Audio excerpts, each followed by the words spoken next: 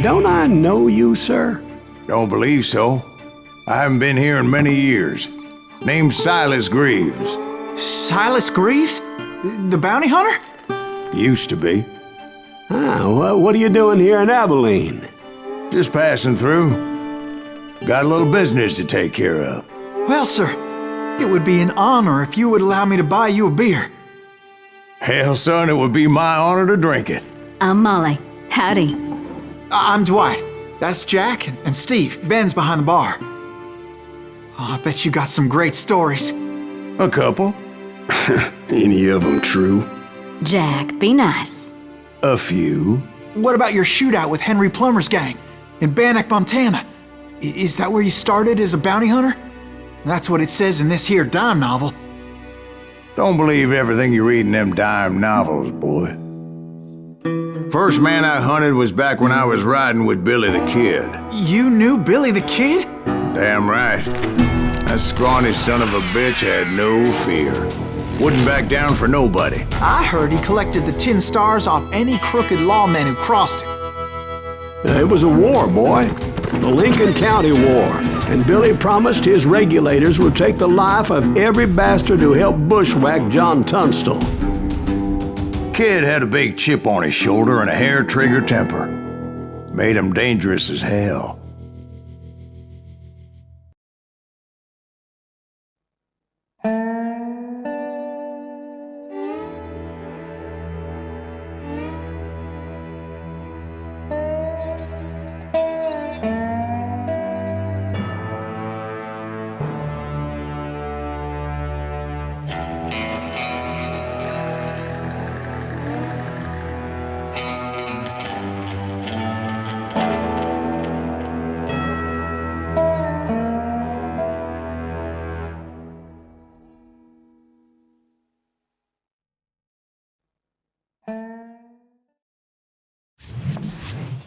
It was about 30 years ago. Billy was hiding out in an abandoned farm near Stinking Springs.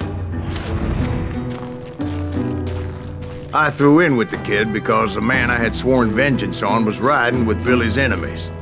But before I tell you why I want that sumbitch dead, let me tell you what happened that day. I was heading back to the hideout when suddenly I had this funny feeling. Funny, ha-ha? No, Steve. The other kind of funny.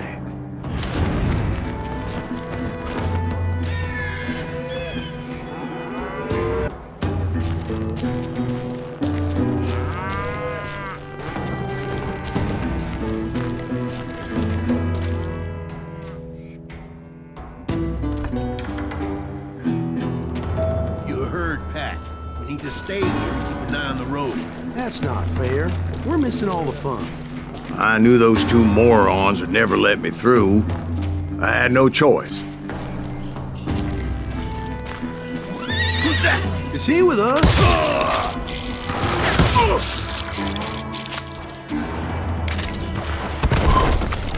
Was it Pat Garrett's posse? Oh, yeah. I heard the shots and I knew I had to move fast. Garrett and his army of deputies had surrounded the entire homestead.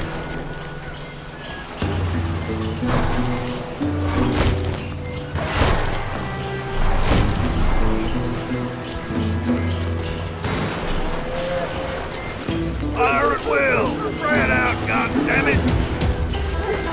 They're coming from the rear! I decided to help Billy and the boys out a bit.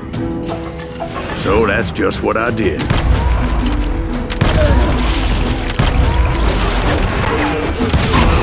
Hey, we have one behind us! Stay on it!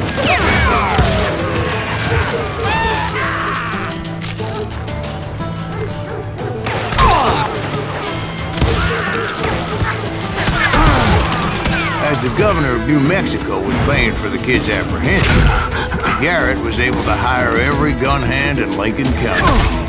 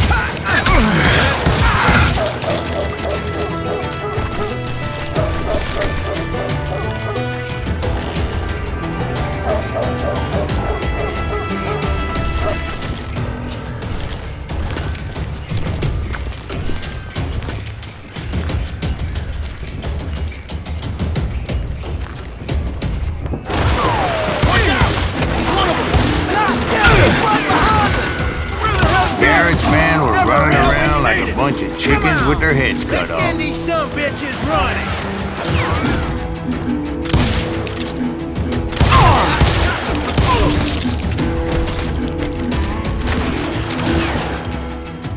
Time to die.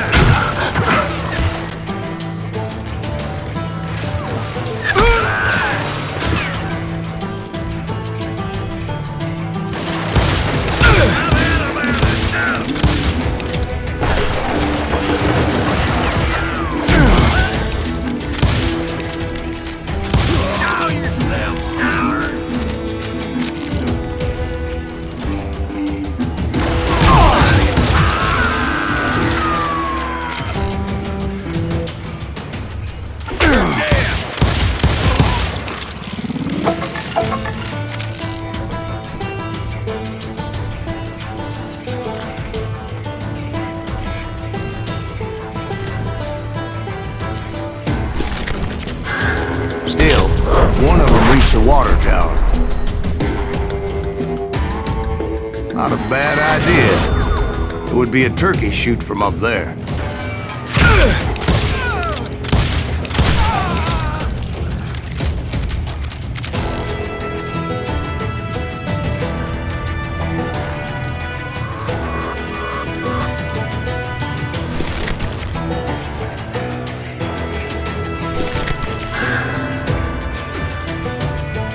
Luckily, these shooters Garrett hired weren't the sharpest tools in the shed.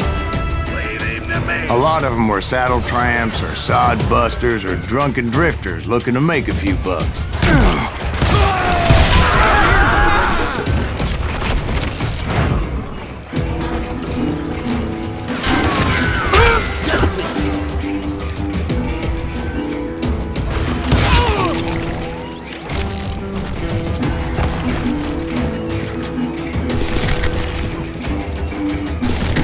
Then, I heard a friendly voice yelling at me from the window. Back door! We'll cover you! Try aiming, you idiots. Truth be told, things weren't much better behind the house. Watch your flank!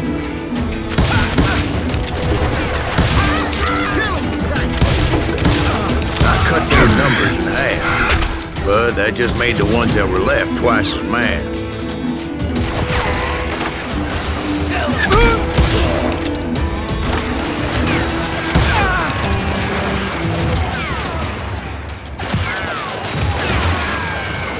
Where'd he come from?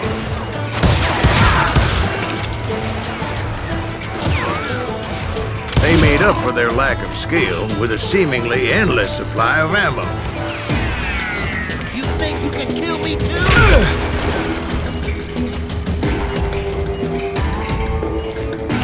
Come out, you yellow bastard! Putting you down! It was a bit of a slog, but I finally fought my way around the back of the house.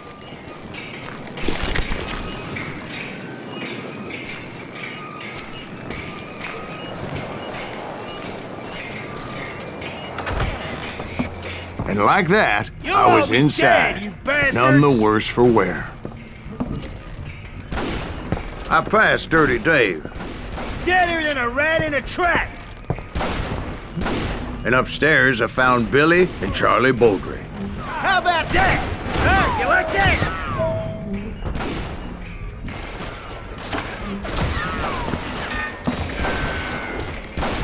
You're dead.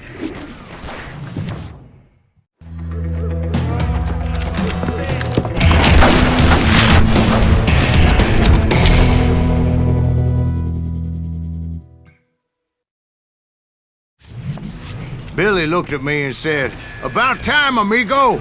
Grab a gun and get to the window."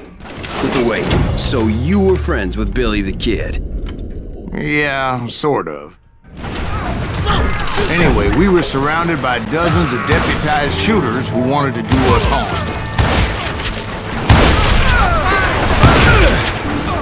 Worth $500. Where'd he come from? Give us up all day. I got one. Where the hell Garrett get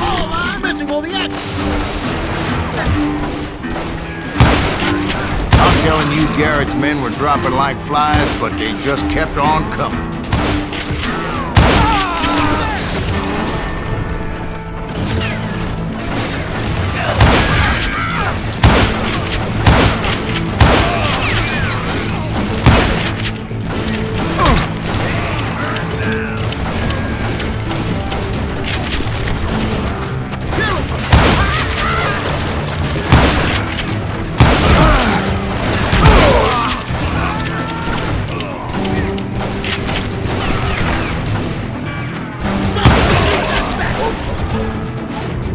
That's when Charlie got hit. "They're catching us in a crossfire!" shouted Billy. "Get to the other side!"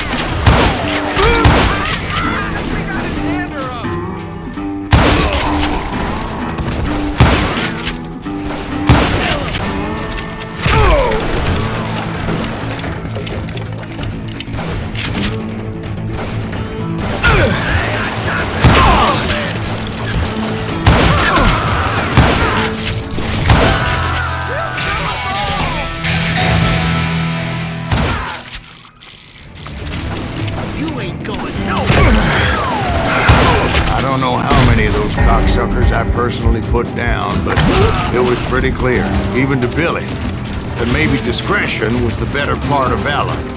What's that mean? It means that it was time to cut and run. "They got a Gatling!" Billy shouted. "Get the horses and bring them round back. I'll draw their attention."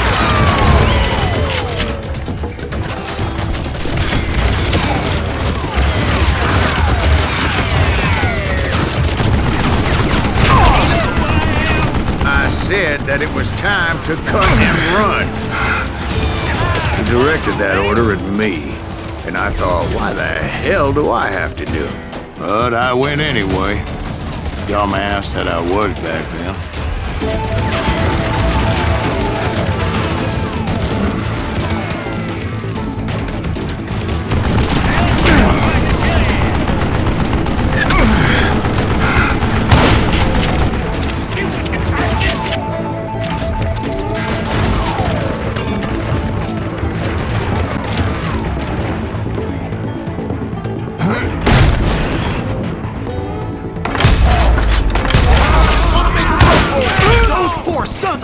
Many would have fled in my place. But I had that false sense of invincibility that many young men have. Like Jack here. What are you saying, old man? Jack is just joshing with you now. Yeah, he better be. Mr. Gривз, please continue. Please, call me Silas, ma'am. Now, where was I?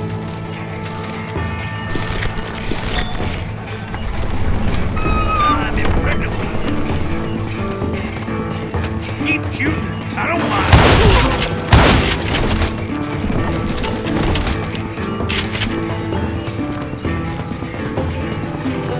You were heading for the barn.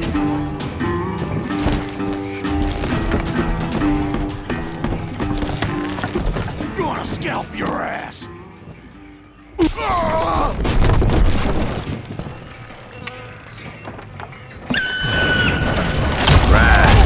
Making my way past the castle of fallen foes.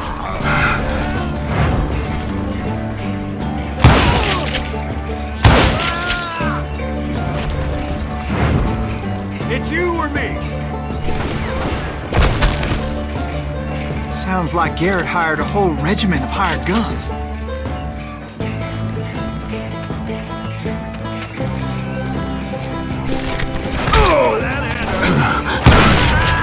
Yeah, and just when I thought I was done with them, more of these hapless bastards would pop up.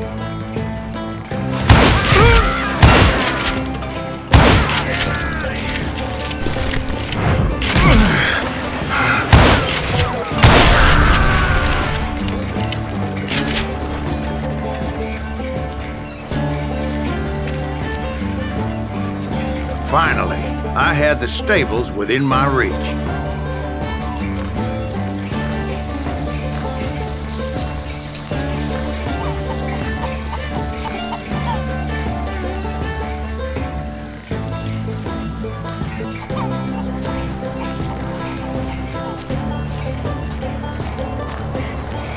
And that's when I met Sheriff Pat Garrett.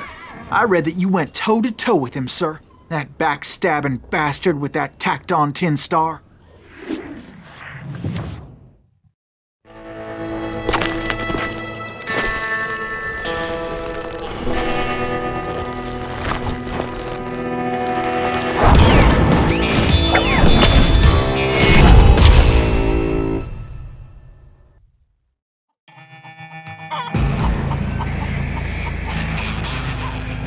You challenged him to a showdown.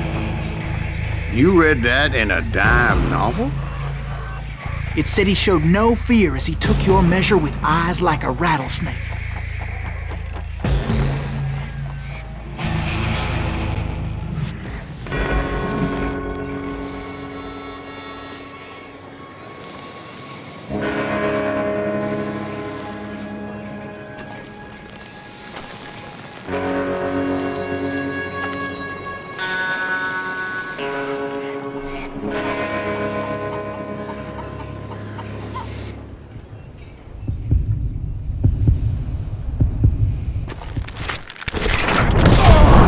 And that you killed him in a fair fight.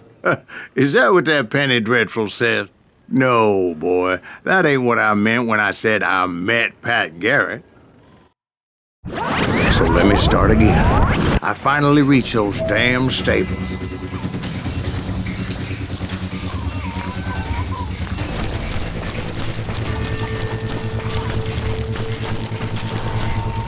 And stepped inside, and last thing I heard was Garrett's voice.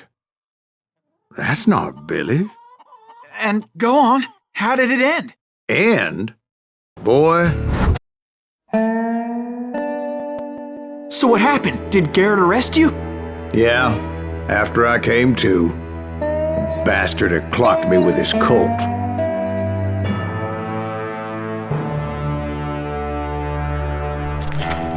And the kid surrendered? When he realized there was no getting out of there alive. So they locked you up in Lincoln? Indeed they did. Sentenced me to hang right along with the kid.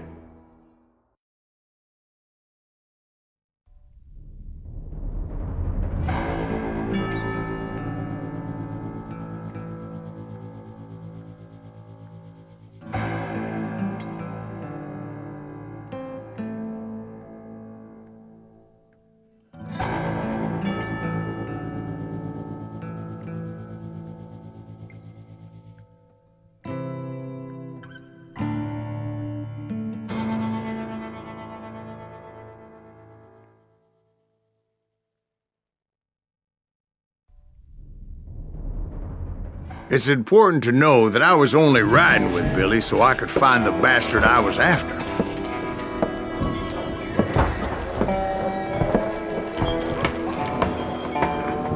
He was with John Kinney's gang, and they were sworn enemies of Billy's regulators.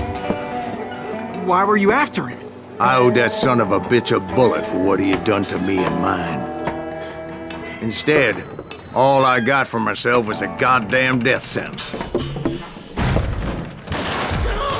Luckily, it was right around then that I heard Billy make his move. He shot Jim Bell and a few other guards as he made his getaway. Later, they wrote that some lady friend planted a pistol for him in the privy. What the papers didn't say is that Billy helped me escape too.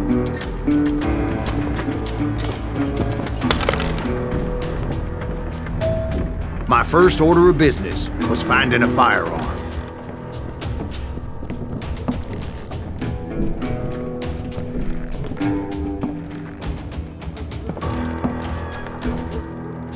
Luckily, I located Deputy Bob Ollinger's mean-ass shotgun.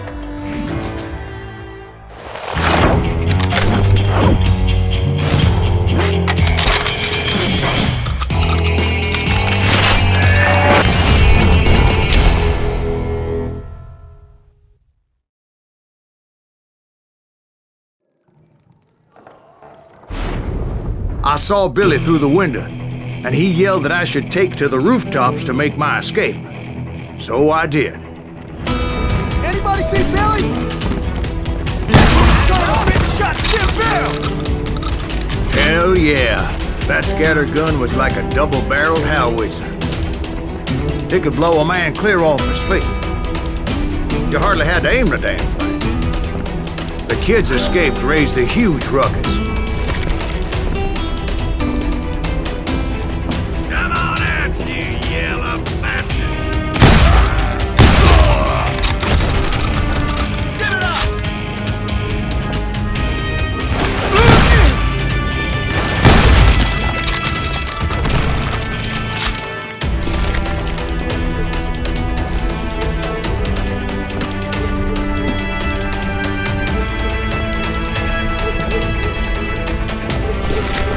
Guards were everywhere looking for him. Can't let the kid get away!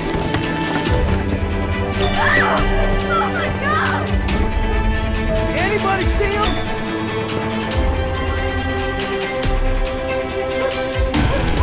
Show him how to die! I had to jump from roof to roof like a damn alley cat. I followed the planks where I could, but some of that wood was slippery as hell. The whole town was up in arms. Suddenly, I was a fugitive. How the hell did the kid escape? Garrett's gonna kick our ass! So that bastard you were after, what did he do? He did me and my family a grievous harm. But I knew if I was ever going to find him, I would need to get my ever-loving ass out of there. I tried to be stealthy and sneak my way past. This town doesn't have a moment's peace. Where'd he get you?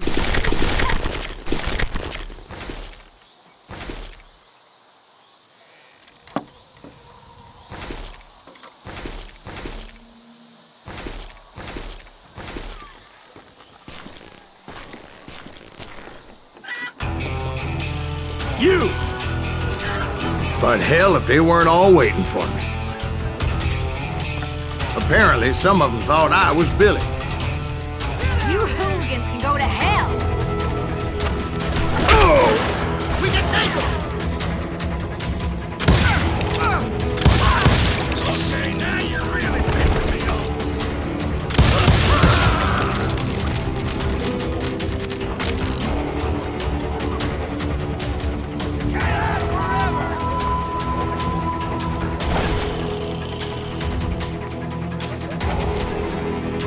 That's it for you!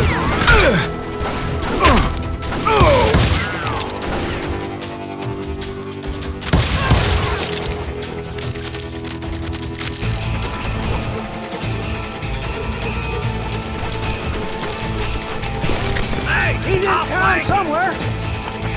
See, me and the kid shared a certain similarity in build and color. I was just glad I had Deputy Bob's mean-ass shotgun. Surrender yourself!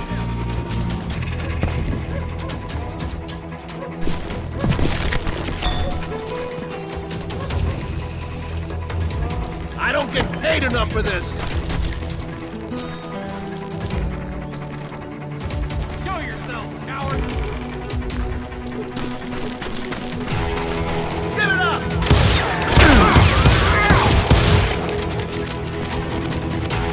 You're shooting in the street.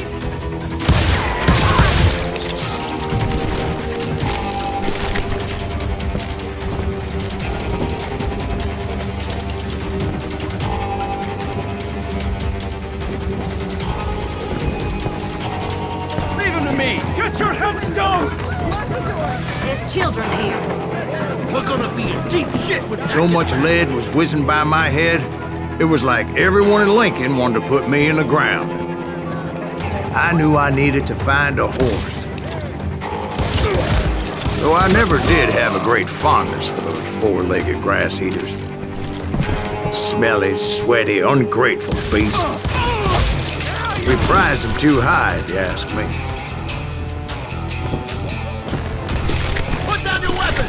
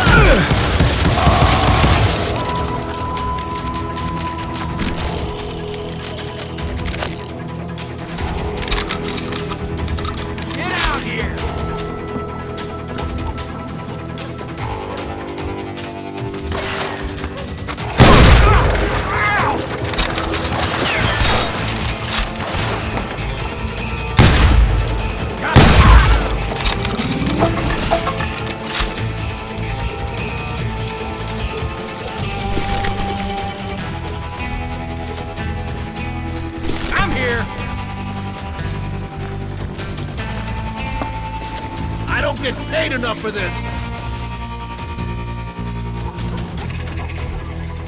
You can't hide forever!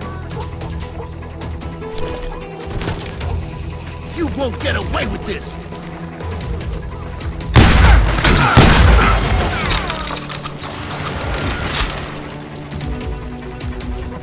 Give it up!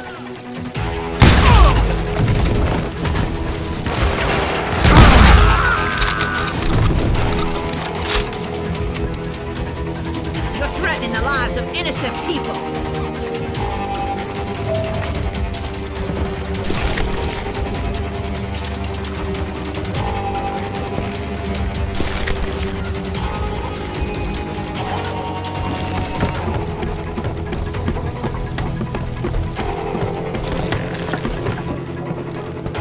That town's going to hell in a handbasket. But where was the kid while you were busy getting shot at? Gone. And that's when it occurred to me why Billy set me free.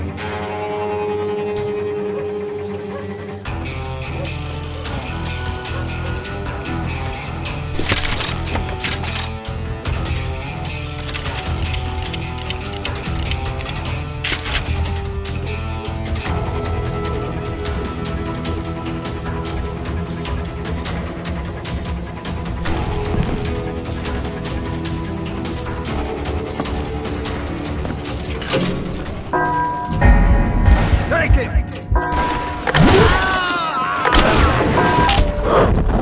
You know respect for decency?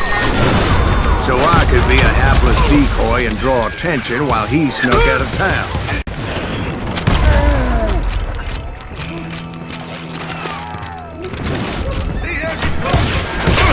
I knew if I made it out of there in one piece, no one would put a price on my head. Because everybody in Lincoln would be dead? No, because they all thought I was Billy. And all that blame would fall on him. Meanwhile, Deputy Bob Ollinger was organizing a posse to put me down. He was already a mean son of a bitch, but he was doubly pissed that I stole his mean-ass shotgun. Anyway, it was me or them, and the only way forward led me straight to perdition. But the cards were dealt, and I had no choice but to play them.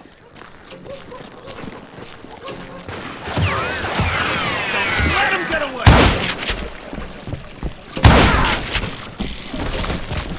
Had enough?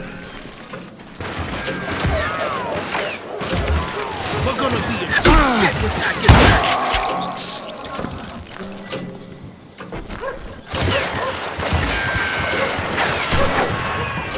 We can take it!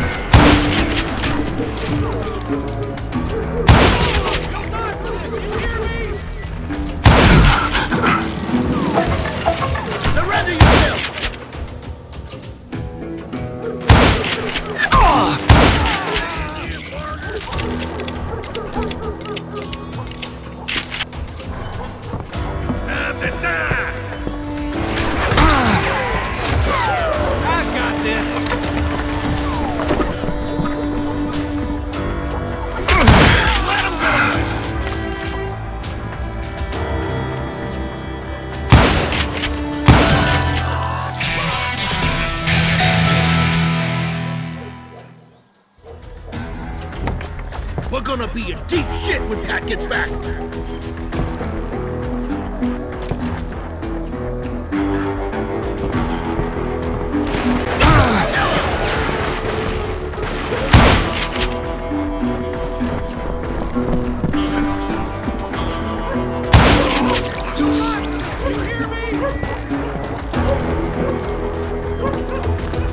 Put down your weapon! Let's do this!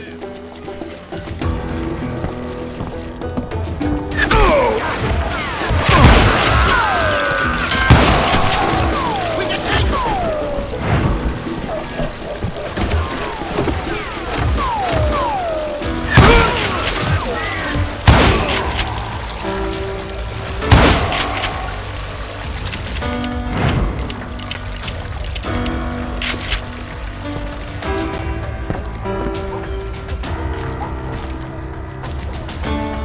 Finally, I found what I was looking for.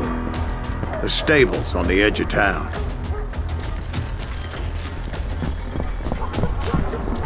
I guess Billy saved your ass, taking out Bob Ollinger the way he did. Billy didn't kill Bob. Sure he did. He dispatched him right after he shot Deputy Bell. No, sir. Because Bob came right up behind me, angry as hell that Billy had lit out. "Hello, Bob," I said. "I think you better let me go." And he says, "I don't think so, boy. Not with my shotgun." So we stood there in the middle of the street, eyeball to eyeball. He intended to kill me, and I knew I had no choice but to defend myself.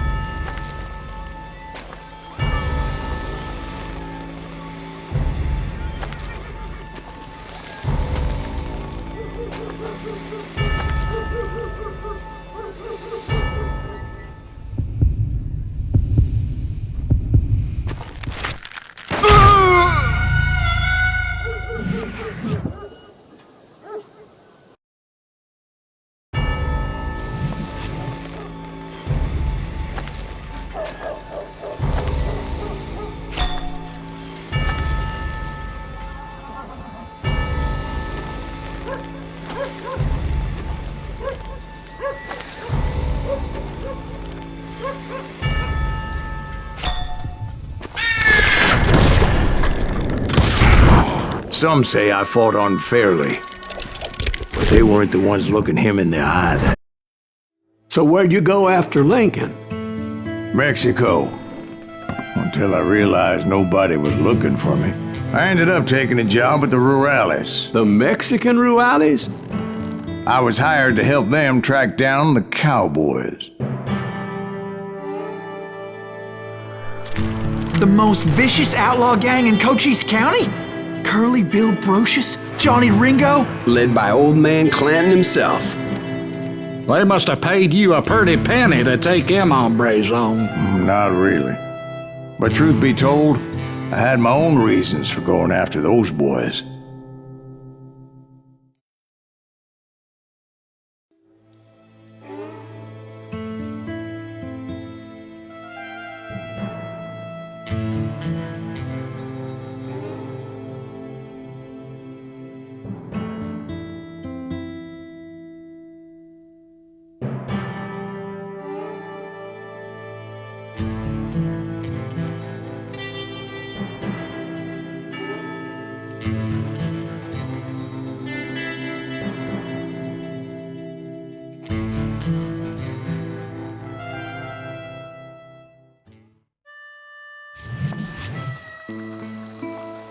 So was the bastard you were after now riding with the cowboys? Roscoe Bob Bryant was his name. Oh. But no, this time it was a different bastard I was after. The aforementioned Mr. Ringo. And yes, he was working for old man Clanton.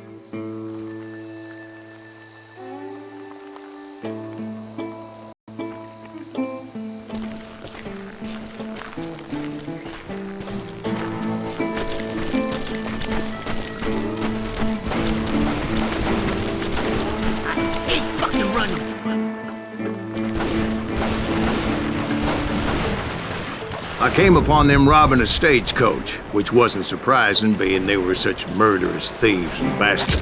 The bandits wore red scarves, so I knew they worked for the old man. Over there! There! I did my best to help those poor passengers. Damn him!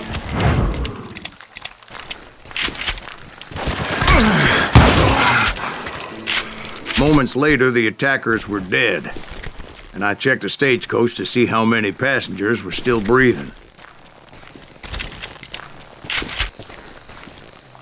None. It was then I wondered if the rocks weren't hiding more bandits. Was that all of them? Or did I just hit the rear guard? I quickly got my answer. They attacked from on high like Apaches often did.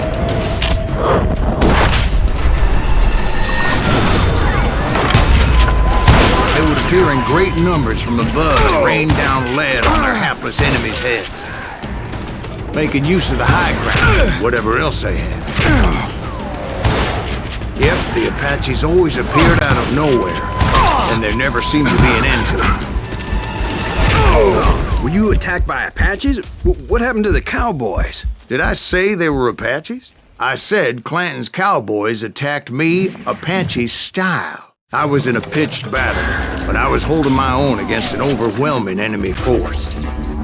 Ain't fucking running!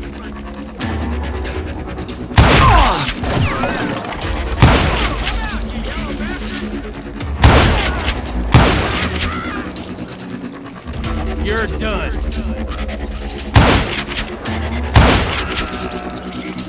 See, at the time, I was still pretty green, but often blunder into regrettable situations. But I just kept shooting at anything I could see up in those damn rocks. I didn't see Ringo, but I knew he was with the cowboys. He and Roscoe Bob had done me a dreadful wrong, and I was determined to have my revenge. But to get to Ringo, I knew I'd have to fight my way past these other assholes first. Unfortunately, I was running out of ammo. Another perfect example of my relative inexperience as a hunter of men. I immediately knew that a tactical retreat was called for, as my vengeful fury was much less impressive without the bullets to back it up.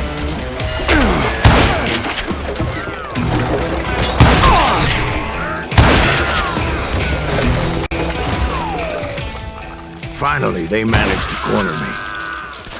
Trapped as I was, the odds of my survival seemed pretty slim.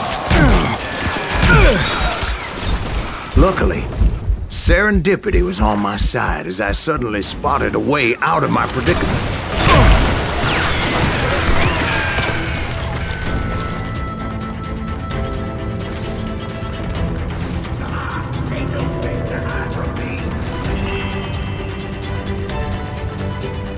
Stand and fight, you coward! I ran ahead as if the devil himself was after me. Bullets were whizzing by my ears, but I wasn't about to roll over and die.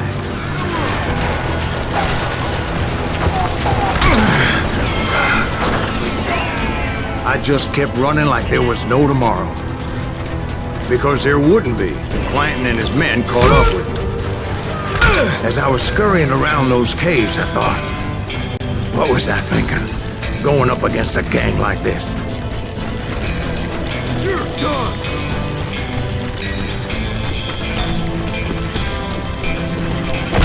I just kept running, not knowing where the hell I was going.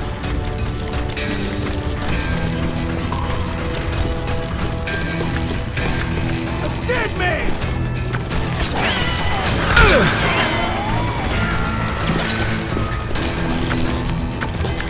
And that's when something miraculous happened. Like manna from heaven, I found the desiccated remains of what looked like an Apache warrior. The old weapon next to him supplied me with some much-needed ammunition.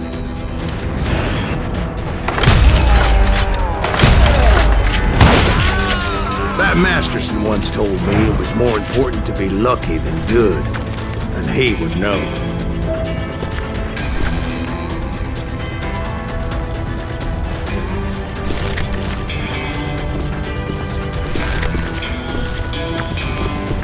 And imagine my surprise when I found a fistful of dynamite to go along with that ammo. That stroke of good fortune evened the odds and bolstered my confidence. It was time to turn the tables. Time for the prey to become the predator. Time for the hunted to become the hunter. Time. All right, Jesus, we get it. They were right where you wanted them. That's right, Jack. I was done running. And the old man's boys were not expecting that. No, sir. I came at them like a wildcat. My fury knew no bounds.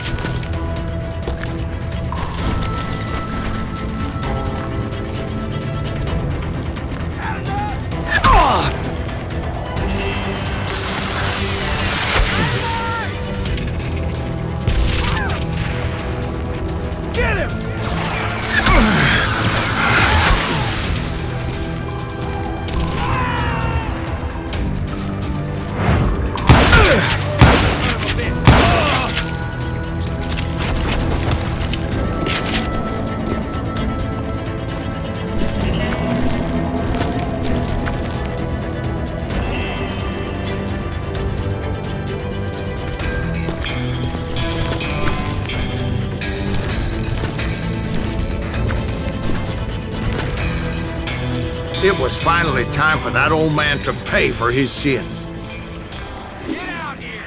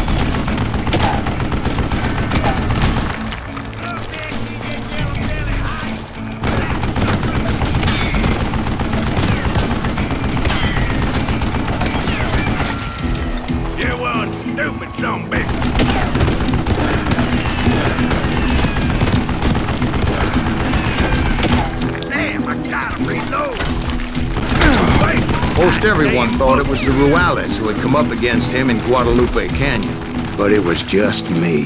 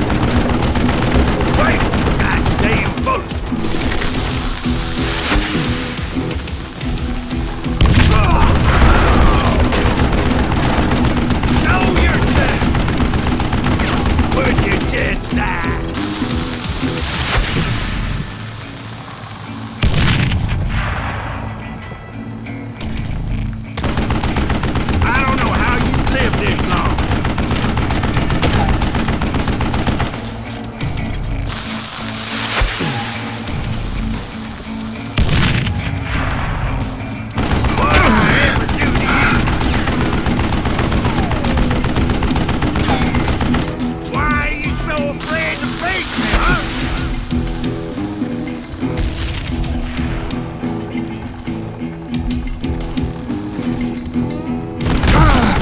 You one stupid zombie!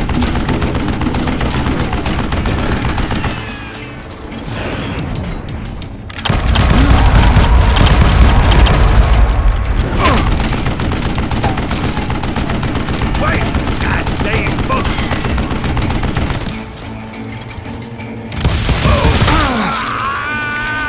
Apparently, one of the cowboys made it out of there alive and told Ike and Billy Clanton that it wasn't a Mexican who took their father's life that day.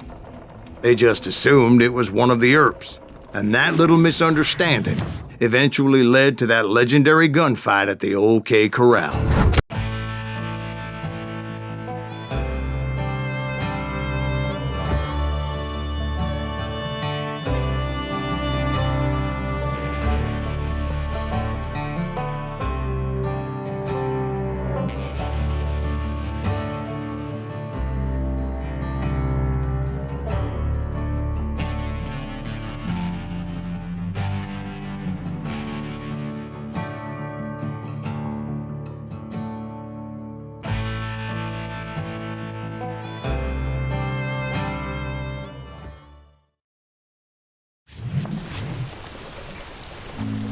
A few weeks after that dust-up at the OK Corral, I was still after Johnny Ringo. I had tracked him and the cowboys to their hideout at a sawmill, and they were loaded for bear.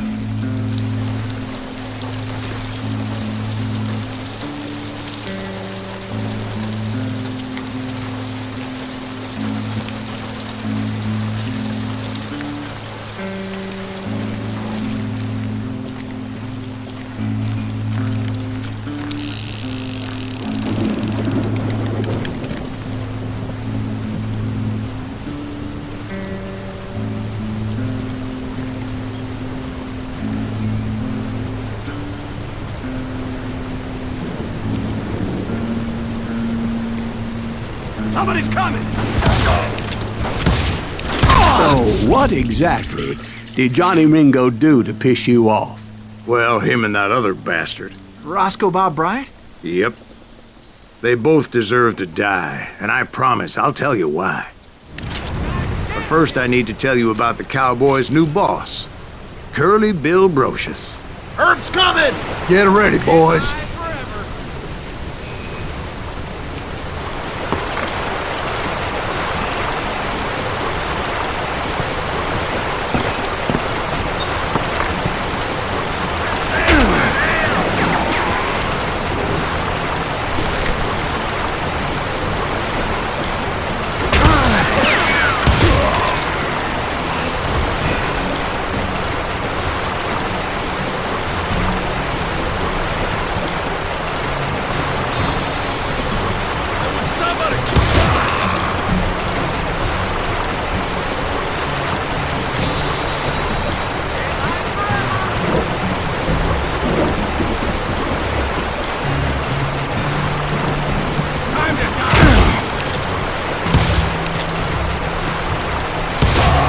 Curly Bill took charge of the cowboys upon the old man's demise, and after that gunfight at the OK Corral, the Clantons wanted revenge.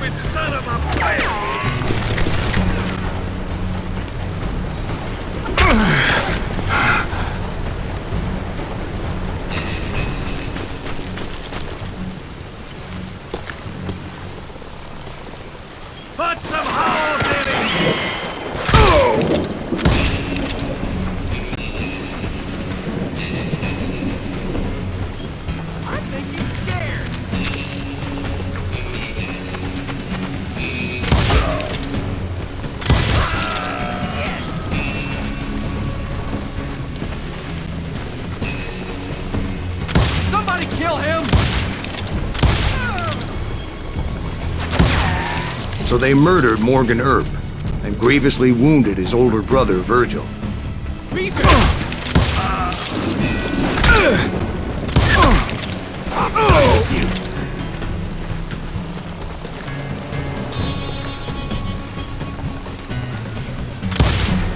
Kill that dickweed!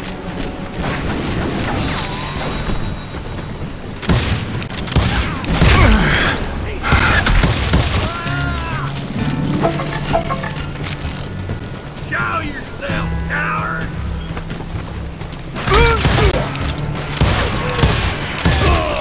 Wyatt and Doc went on what became known as the Vendetta Ride, hunting those outlaws down. So when I showed up, that's who they thought I was. Can't last forever! Just shoot the son of a bitch!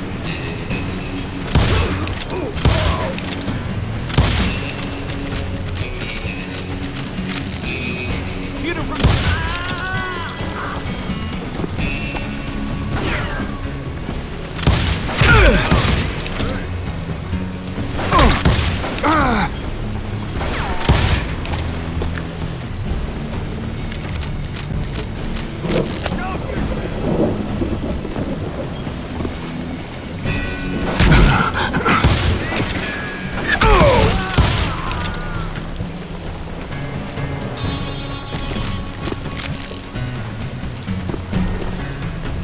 I'm ending you.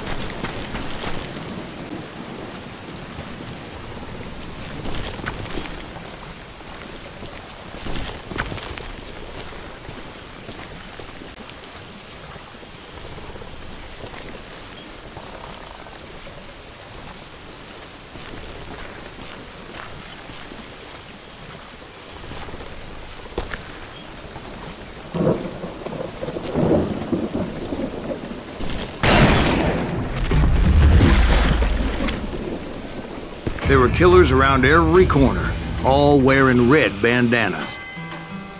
That's how the cowboys identified each other, and I was beginning to wish I had one myself.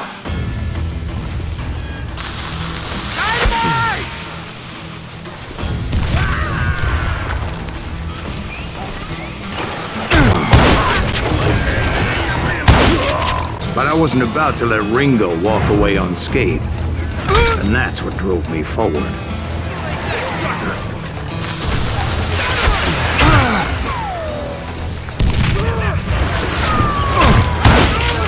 They say that Ringo was an army fast.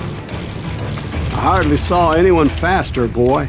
Certainly not Wyatt Earp. That man was all hat and no cap.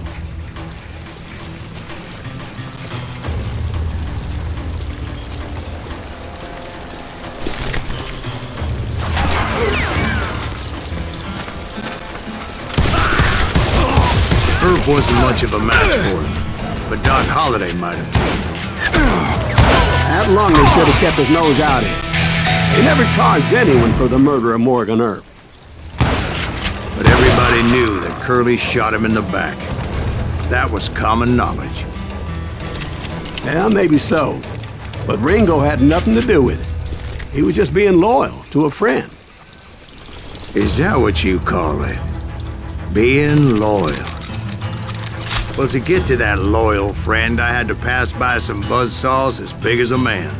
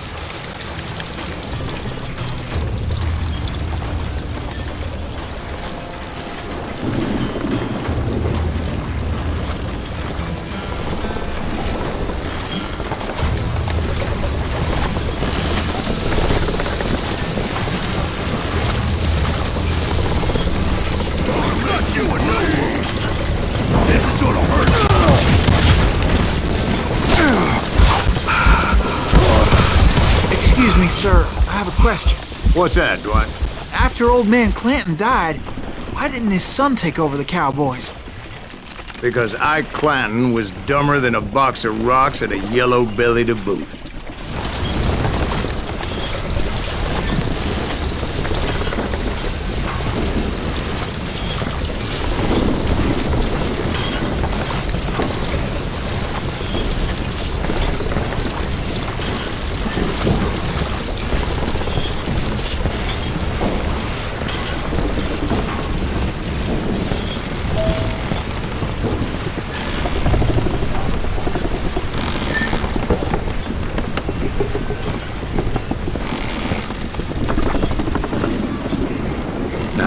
Where was I?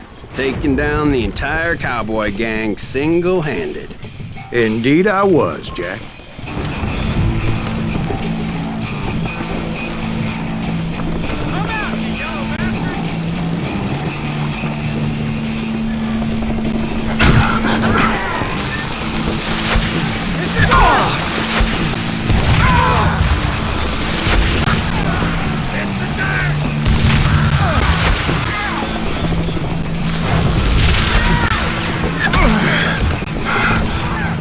Though it wasn't easy, as those boys had good cover.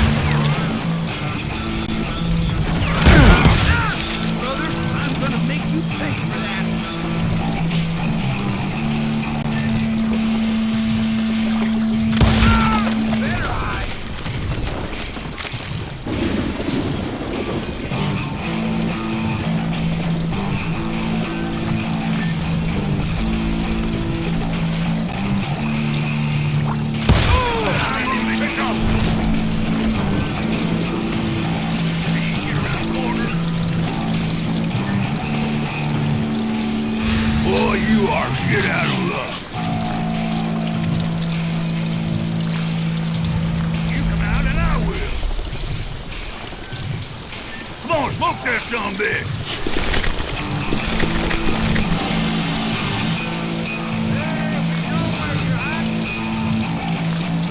Blank him. You gonna need a test?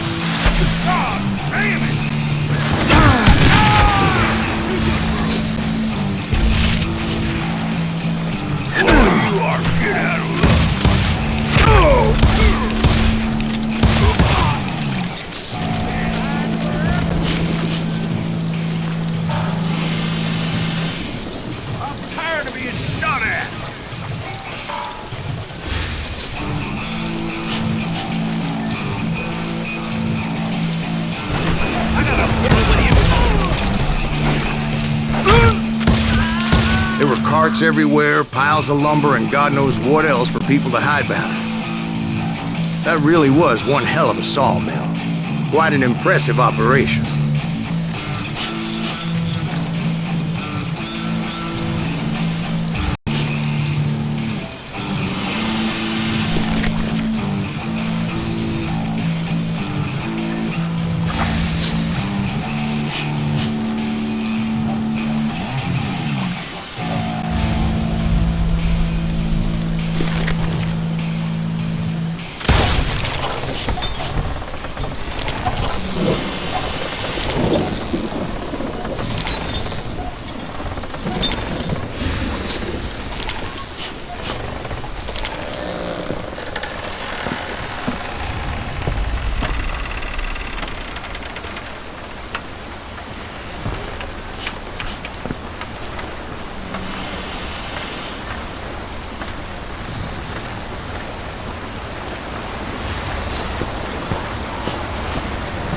And where was Curly Bill? Did you see him? I'm about to get to that, Ben. Patience. I'm painting a picture here. There was this beautiful waterfall and a crystal clear stream that led to a verdant valley that was truly... Consider your picture painted. What happened next? Well, finally the bastards that were still alive made a last stand.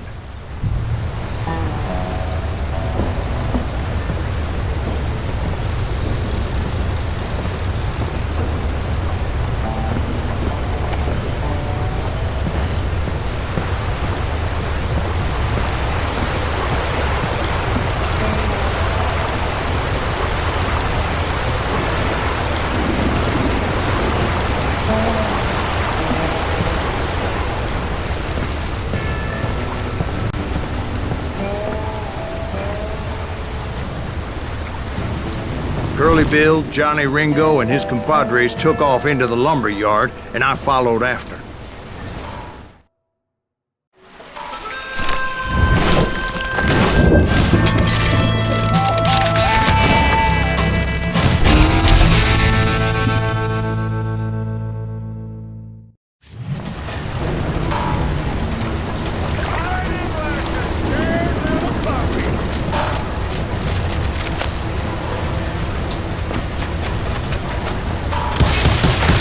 No one kills Curly Bill!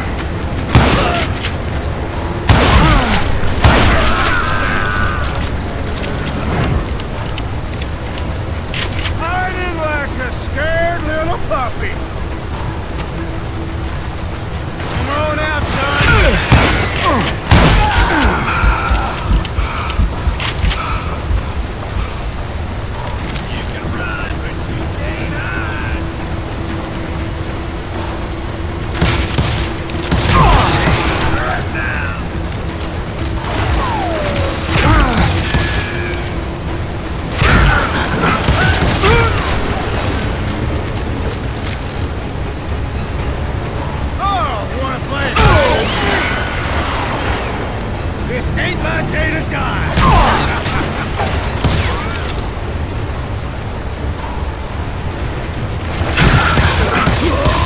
You asshole!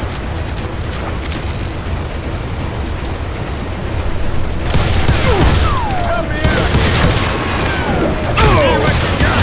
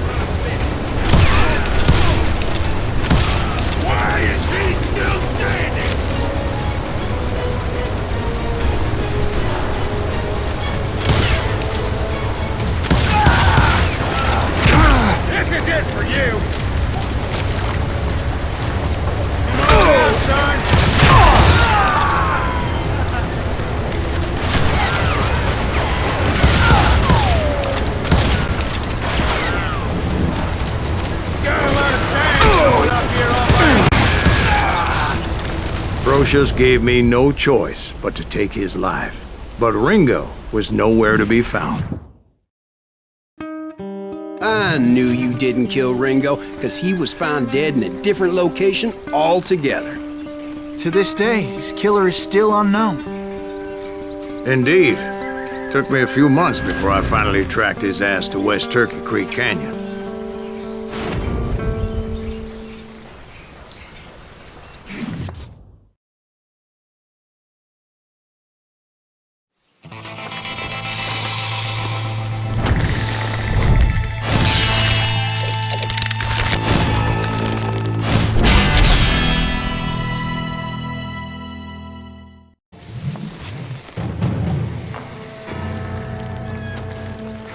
That's incredible, sir.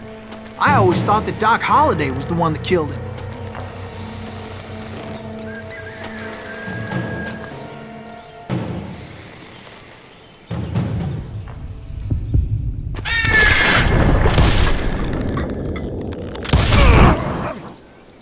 Sorry I had to ruin the legend for you, boy. But the legend ain't always true. Paid a healthy bounty for Ringo and Curly Bill, and realized there was real money to be made. That's why I went after Henry Plummer.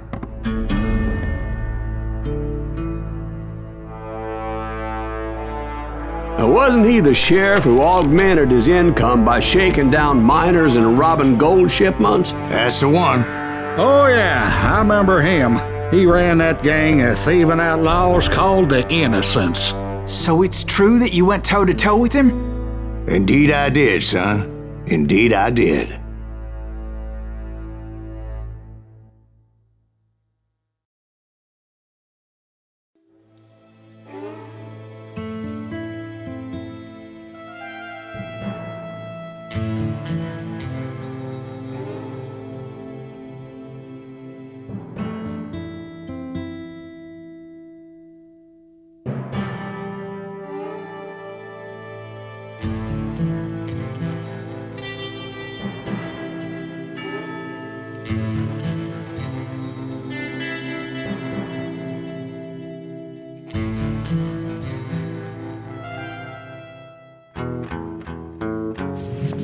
I knew I needed resources if I was going to track down Roscoe Bob Bryant, and hunting Plummer looked like a good way to get rich quick. As the local vigilantes exposed him as the leader of the bandits, and put a generous price on his head. Plummer rallied his gang to plunder one last gold mine before making their escape, and that's where I thought I'd find him.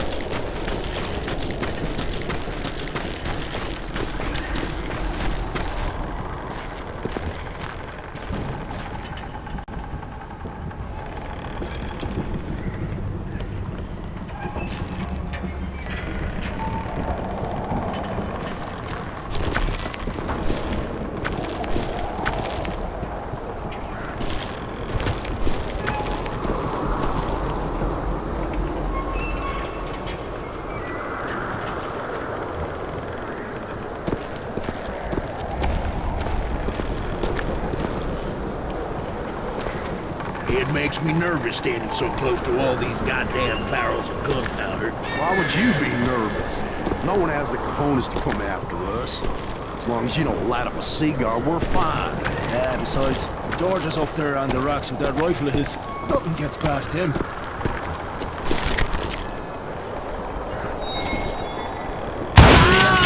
My late father pointed out to me more than once, God made men. Samuel Colt made them equal. Plumber wants that asshole dead.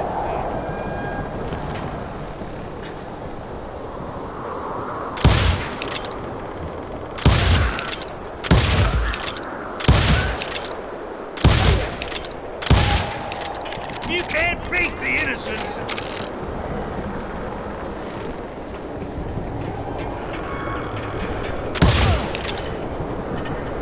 This is our goal now.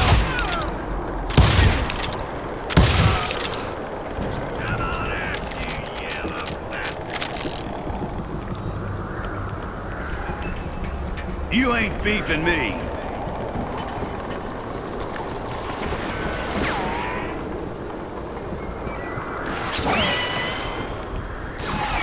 Blow your shit up!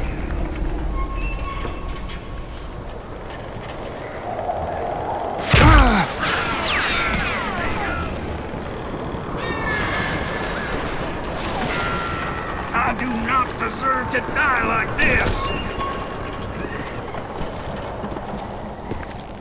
You can't hide forever!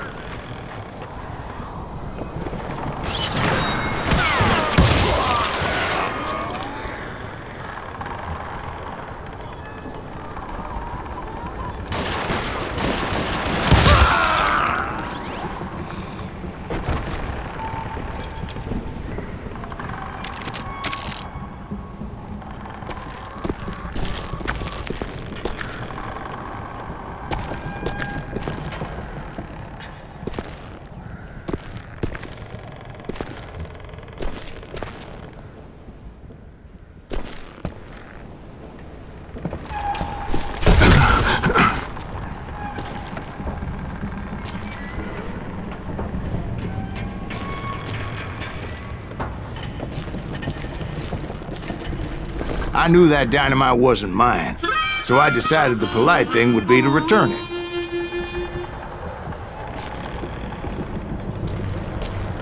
It was the biggest gold rush since Sutter's Mill in '48. Unfortunately, prospectors weren't the only ones drawn to those riches.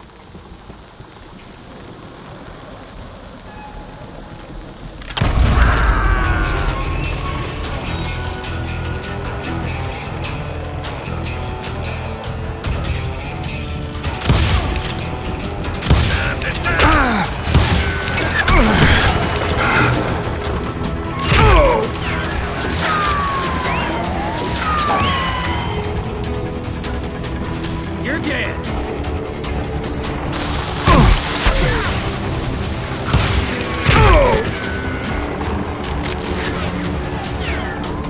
I'm putting you down.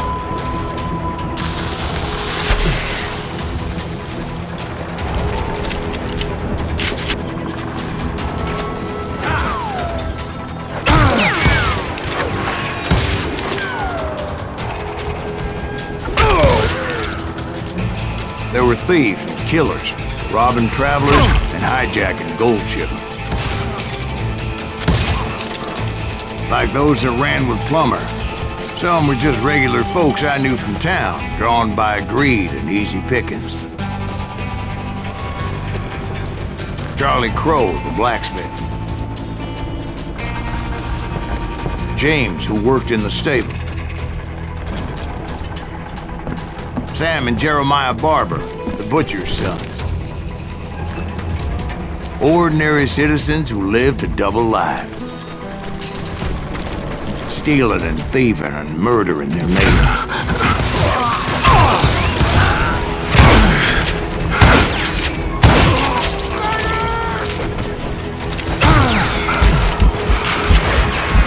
You're done.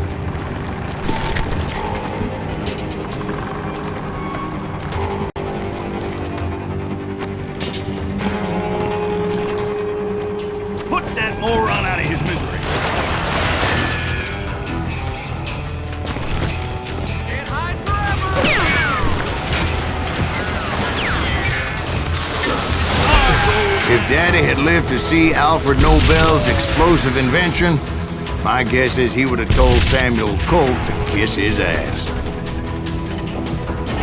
Of course, the rest were veterans of the Civil War. Stone-cold killers trained on the bloody fields of Shiloh and Antietam. Plummer had a lot of men on his payroll. A hell of a lot. That son of a bitch pretended to protect the public with one hand while stealing them blind with the other. He set up a defensive perimeter which I had no idea how to breach.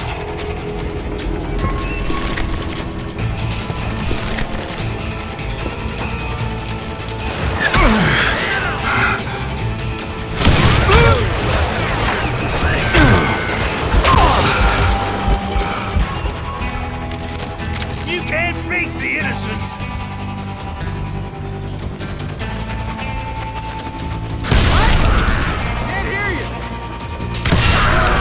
Dangerous, desperate individuals. You know who we are. I was outnumbered and in way over my head, but I was too damn stubborn and stupid to realize it. They must have thought I was tough, or had some kind of death wish, seeing as there were barrels of gunpowder everywhere. Watch out for the goddamn gunpowder! One stray bullet, one stray spark, and I'd be blown to hell and gone. Did I have any second thoughts about what I was doing? No. Oh, dynamite! Put that moron out of his misery. Stand up!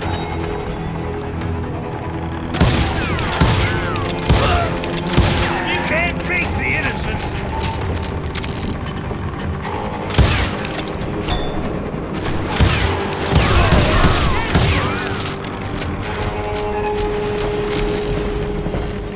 You ain't beefing me.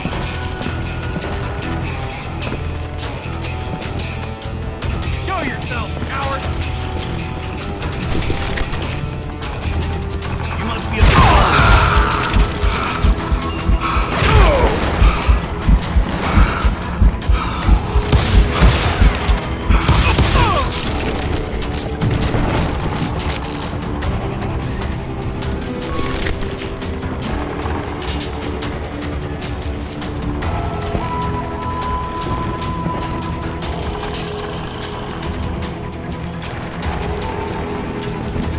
I thought I was some kind of hero.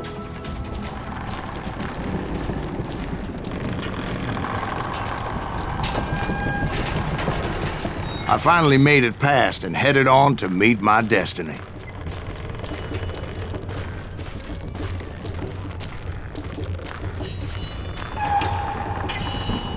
But first, I had something I needed to figure out. I had a few ideas on how to get into that mine, but once I made my decision, I knew there was no turning back. So my first thought was to enter the nearest mine portal. I saw an entrance. Made sense. It was the quickest way in, but that also made it more dangerous, as there would undoubtedly be enemy pickets posted along the way.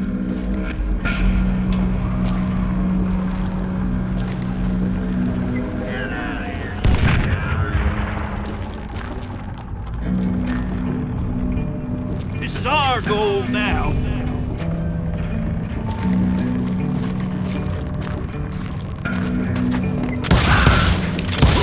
God damn you! You know who we are.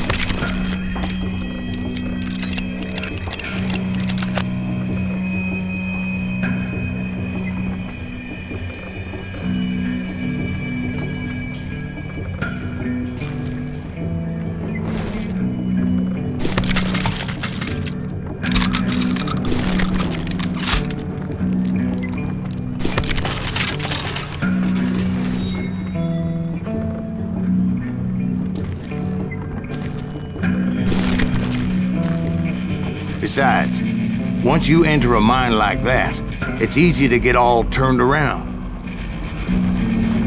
And that confusing maze of corridors wouldn't even be the worst of it. Some of those shafts could be as deep as hell.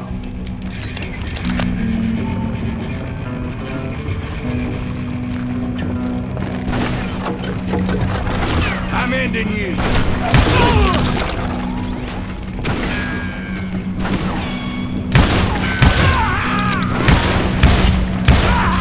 A single stumble or misstep can easily end in a deadly plunge to oblivion.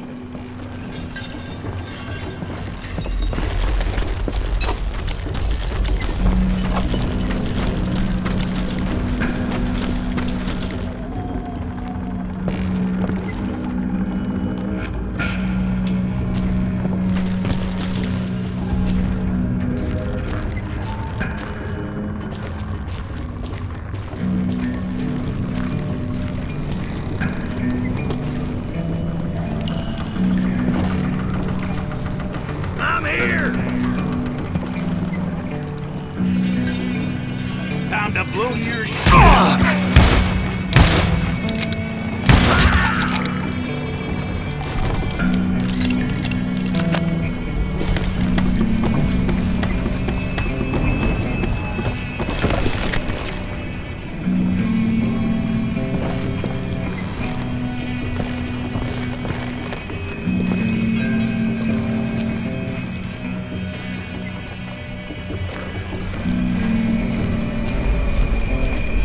Quick reflexes often make up for a lack of common sense.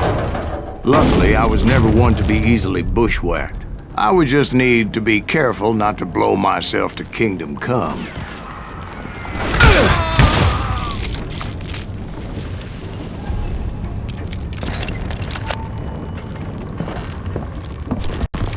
Get it! With all that gunpowder and dynamite everywhere, a body has to know what he's shooting at. Get out of here! Let's do this!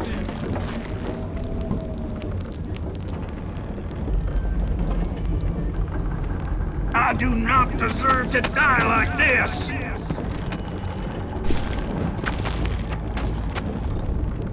Had enough?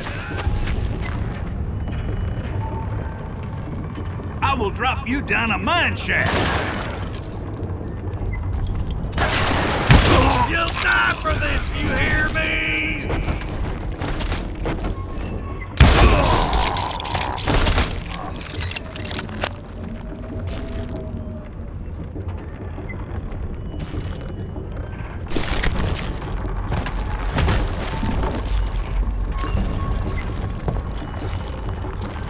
One wrong bullet could have turned that mine into a dad-blasted tube.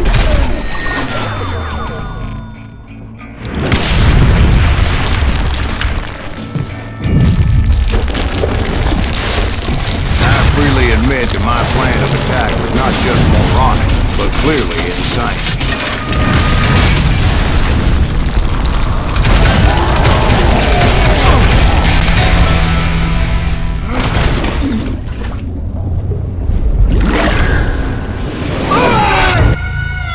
It's a good thing that I abandoned that ridiculous plan before I even tried it. Instead, I spotted a ladder, way into the mine from the opposite side.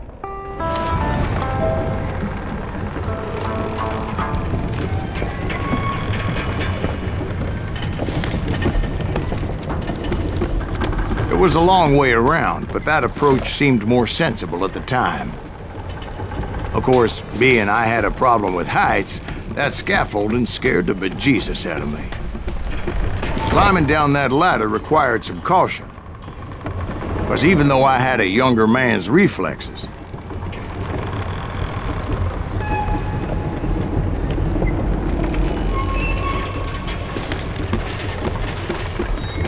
no man can dodge a damn bullet while climbing down a rickety ladder.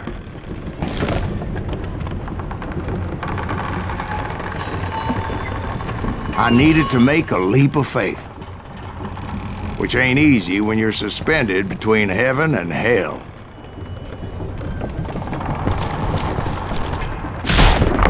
was determined not to give up, however.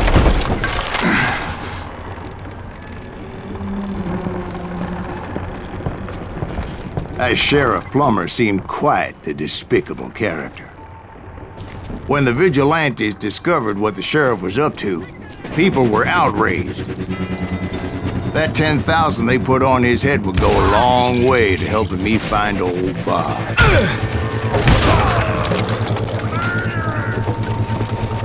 And I had made it my mission to settle that score come hell or high water. You can run, but you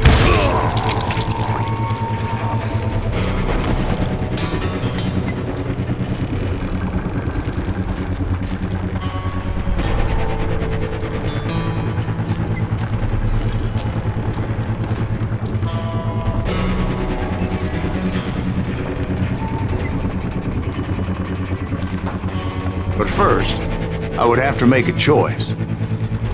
Take the elevator or climb the ladder.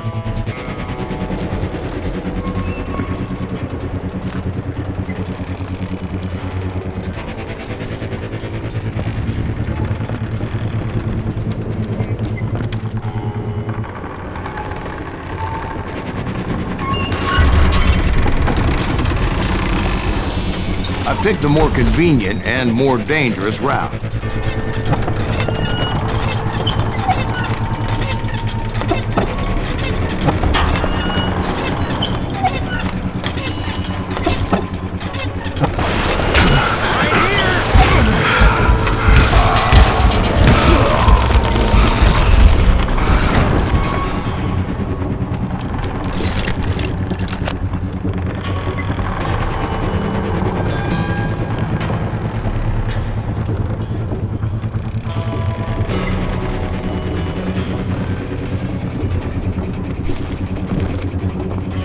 Plummer was a mad dog killer, and the people of Nevada City deserved better.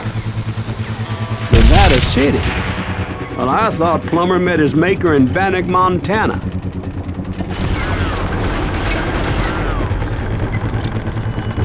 This is our gold now.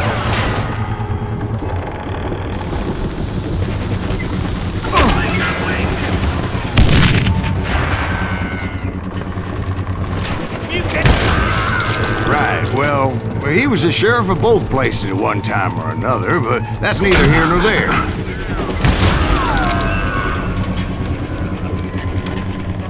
You're dead. The point was, taking him down would save a lot of lives, including my own.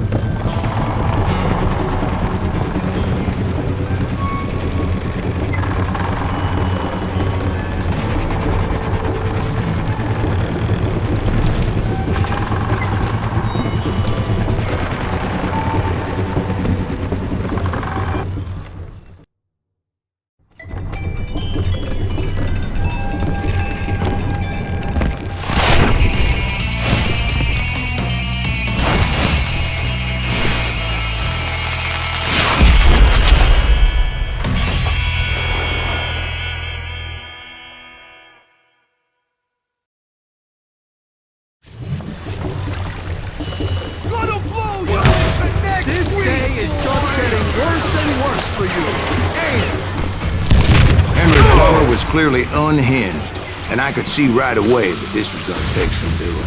Look, it's smarter than he looks. What do you think you're doing? You ain't taking me.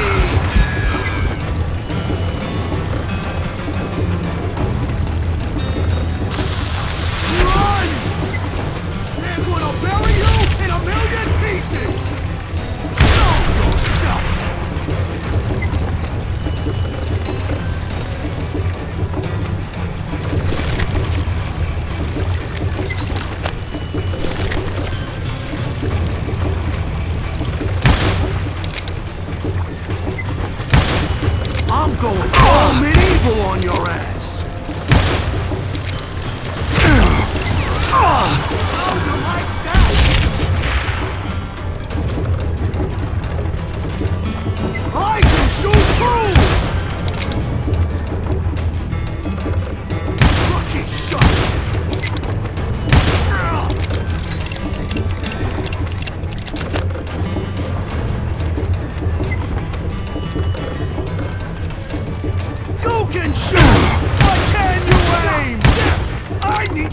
up here!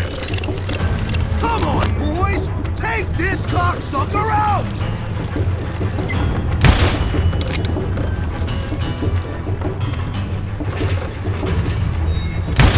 He's almost as good as me. Ah!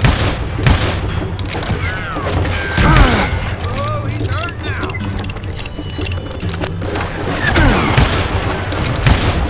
You bastard!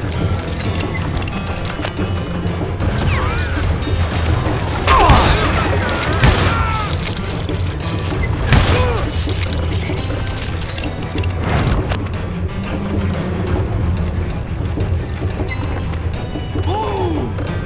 No blood money for you today! Why not just give up and die? I can shoot too!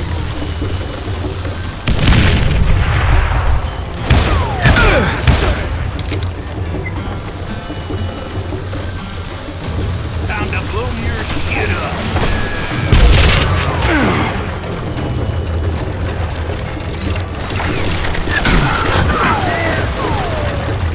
You can shoot, but can you aim? Shut, you moron! You ain't taking me! I'm gonna throw you into next week, boy! Who said you could throw dynamite?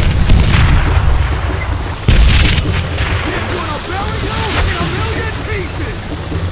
What do you think you're doing? Oh! No blood money for you today! But can you aim?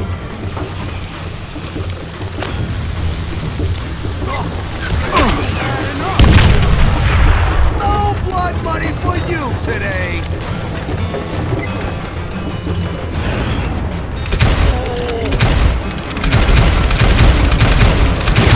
This, you son of a bitch!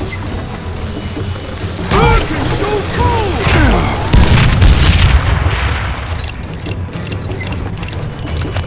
What on?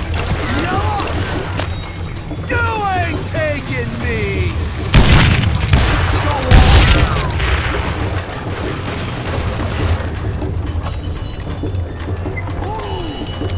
I'm going all medieval on your ass!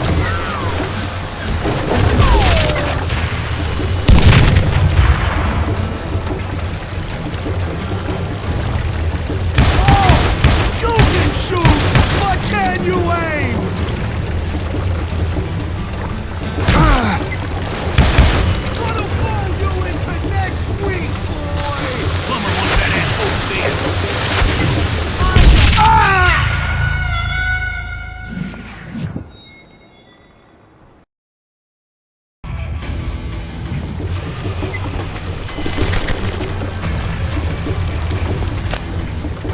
They're gonna bury you in a million pieces! Why don't you just join the circus? You killed an innocent man! They're gonna need a dustpan to pick you up! No blood money for you today!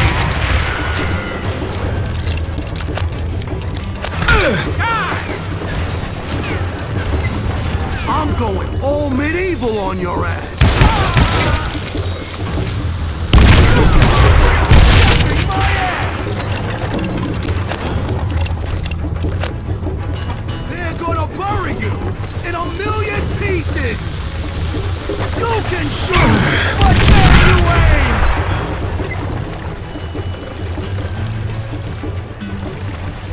Oh! So that's how Henry Plummer died. Him and his crew were worth their weight in gold.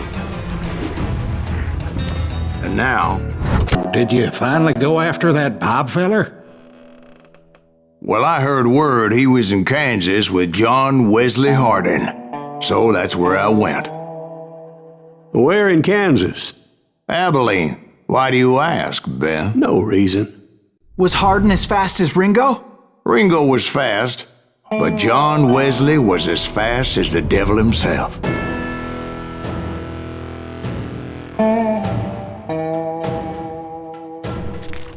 Hell, he killed his first man at 15. From that day forward, he had a price on his head and wouldn't back down for nobody, not even Wild Bill Hickok himself.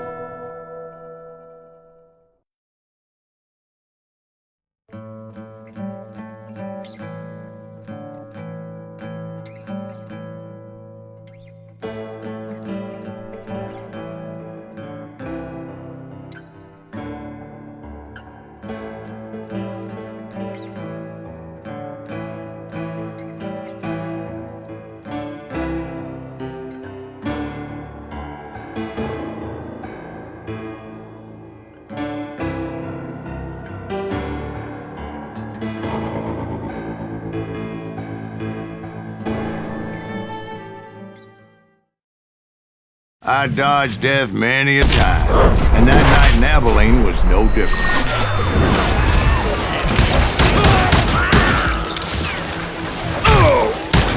I was there with the intention of finding that bastard's bar and collecting the bounty on John Wesley.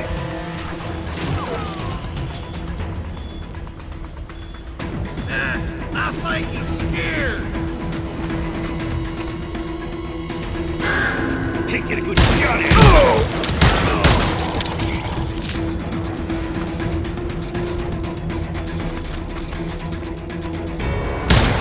There he is.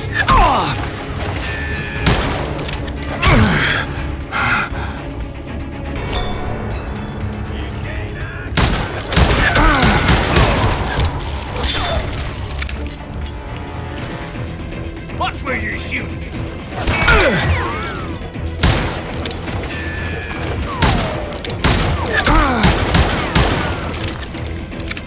God damn him!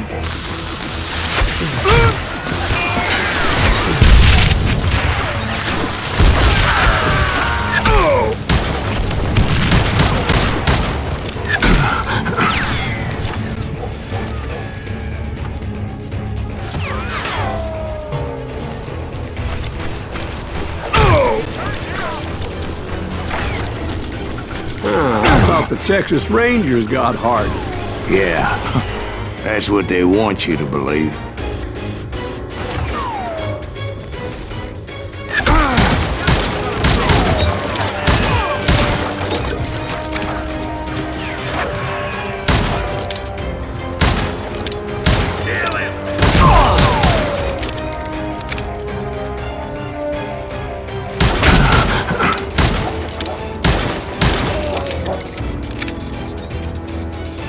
Send him to hell!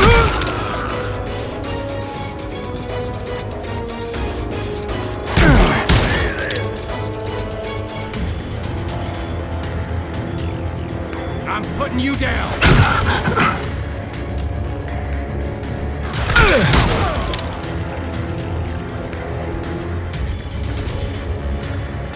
Man enough.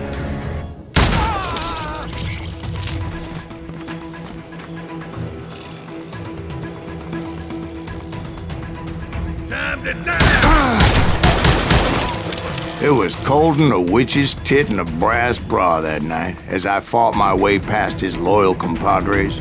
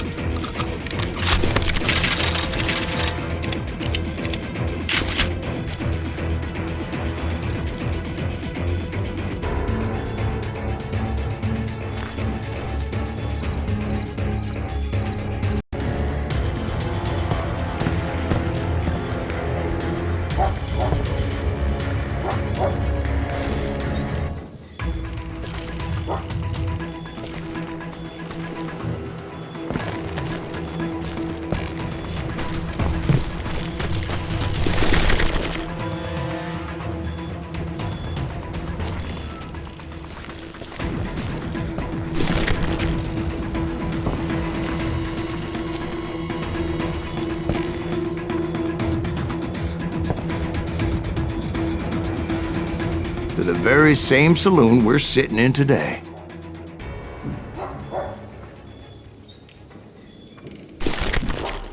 Look around and imagine this place painted in blood. Hardin was waiting for me, and...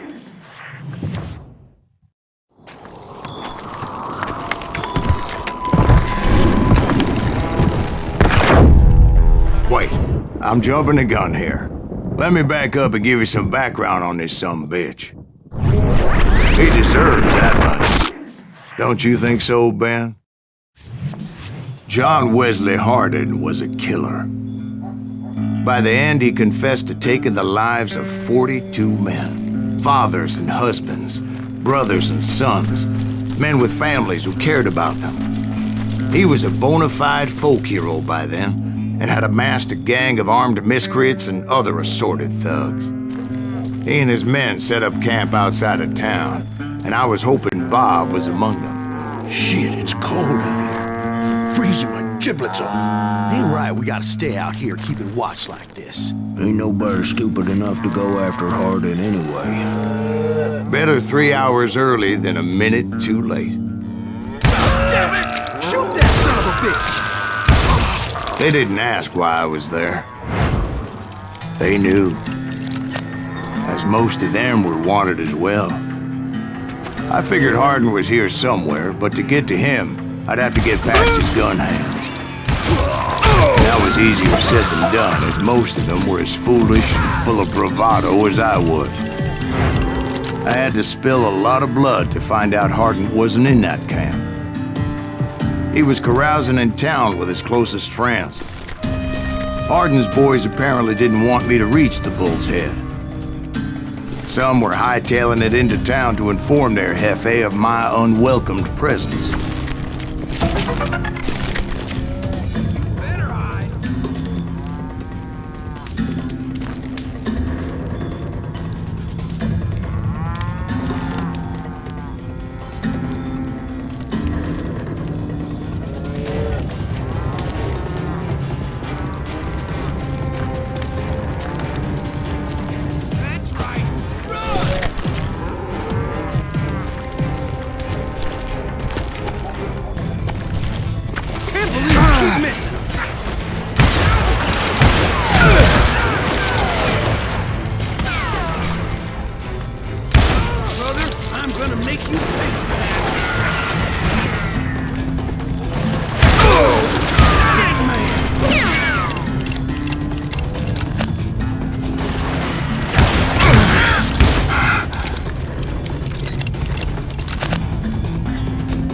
Yeah, you know you can't beat me.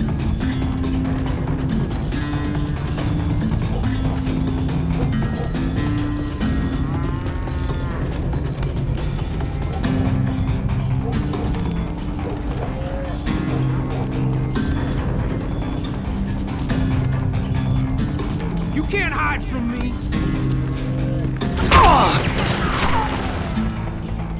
You just blew your mouth.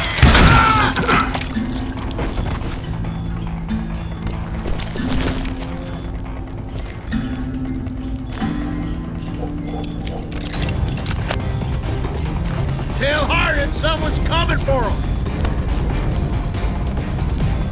Stop that sumbitch! Let the boys know we got another law dog. Sorry, son of a bitch!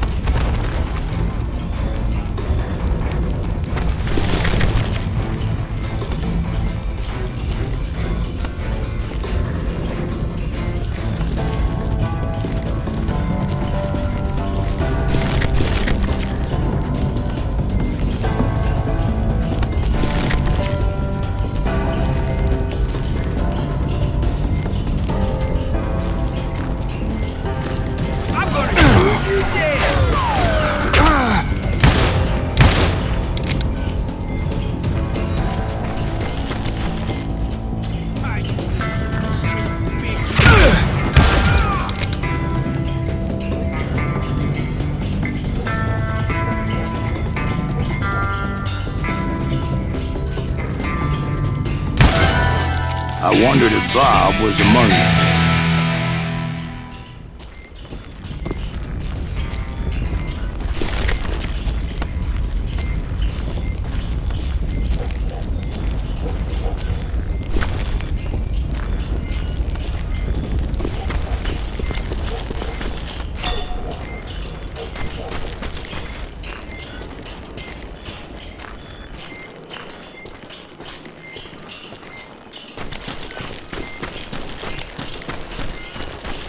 and I steeled myself for the fight ahead.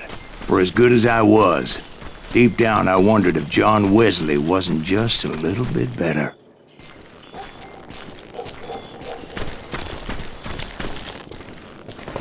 Before I could test my mettle against Hardin, however, I would first need to dispatch his cadre of hired killers. Most of these degenerates were beyond redemption, but John Wesley might have been a different story. He's nothing but a coward!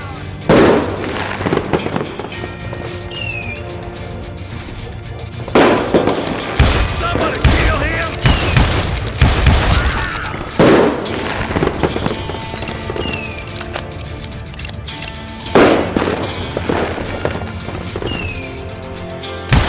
You'll pay for that! I didn't learn until later that that night was in fact his birthday celebration.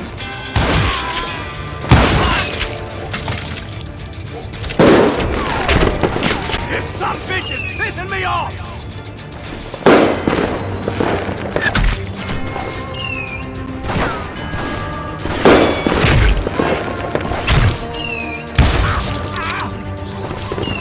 There he is!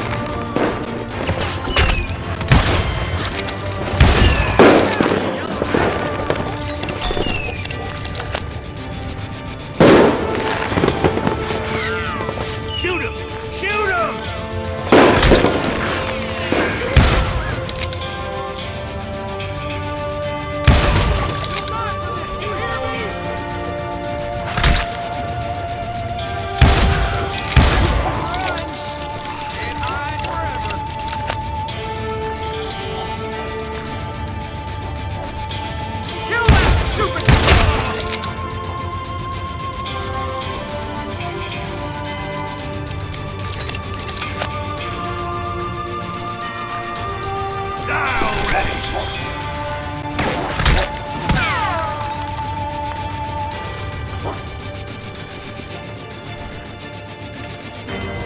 Hold still!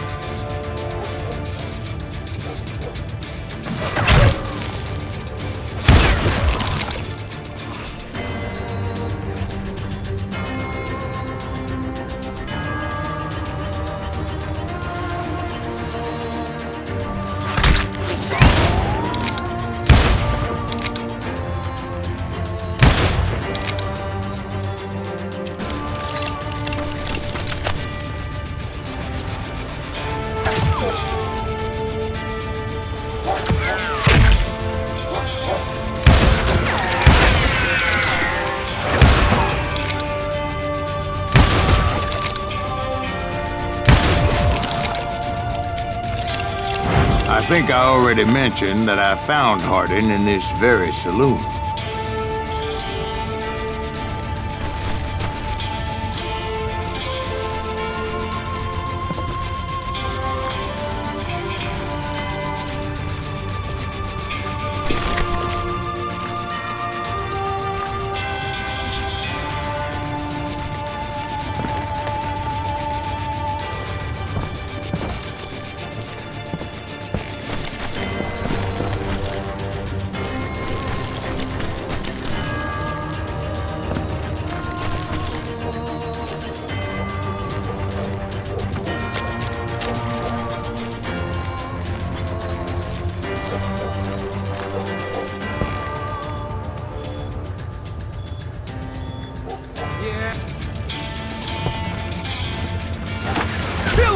Suffice it to say, nobody there was happy to see me.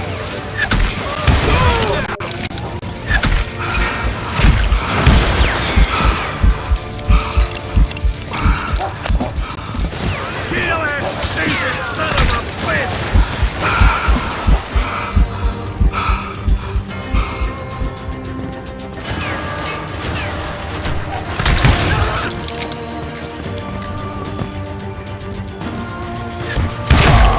In fact, I felt a certain hostility.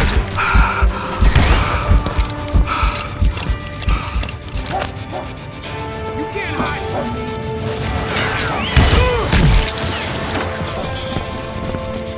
Get me!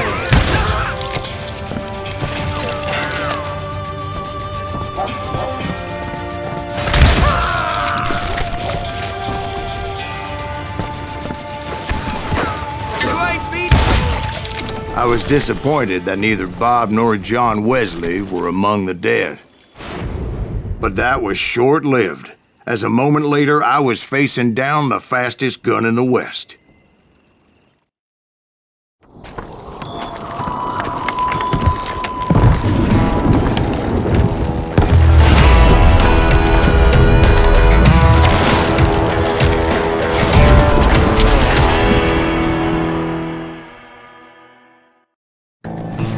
I felt a bolt of adrenaline. Or maybe that was fear.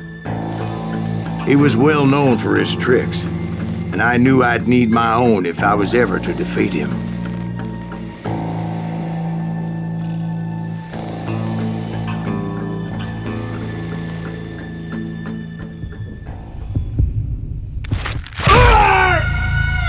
No, wait! He didn't hit me then.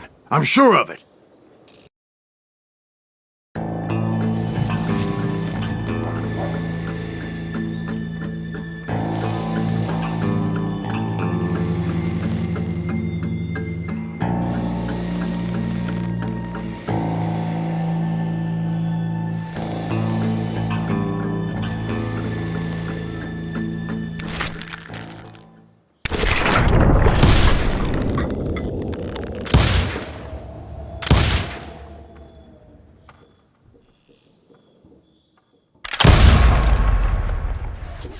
That man was faster than greased lightning.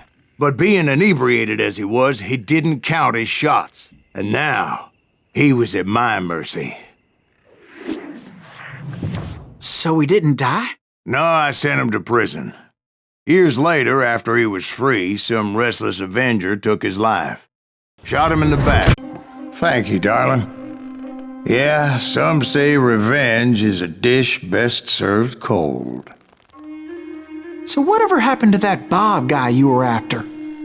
Personally, I'd like to hear some of your other adventures. Like, I don't know, did you ever go toe-to-toe with a red man?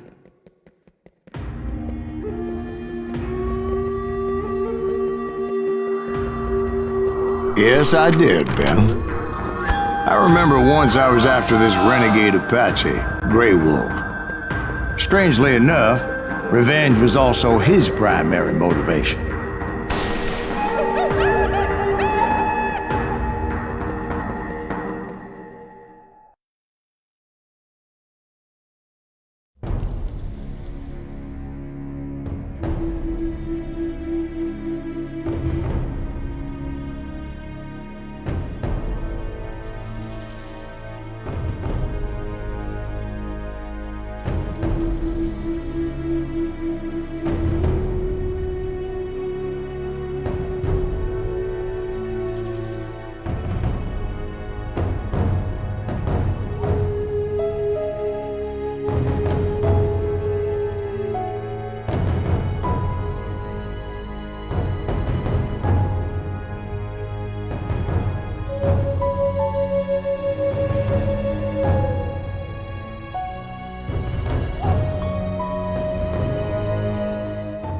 A bounty was put on Grey Wolf's head, and that's how I came to hunt him in the mountains. Mountains so high they tickled the nether regions of heaven.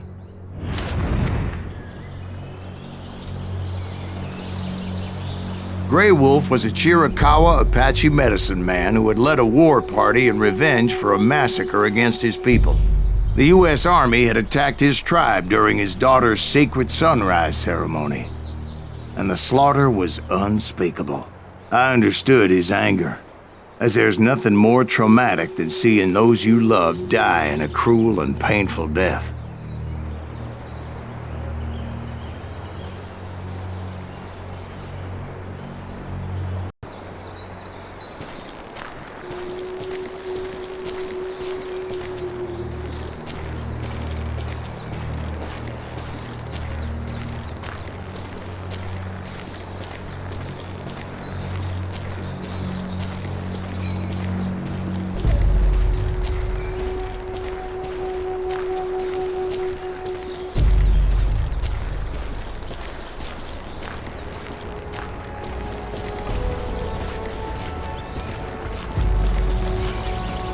Right from the beginning, I couldn't shake the feeling that Grey Wolf was watching my every move.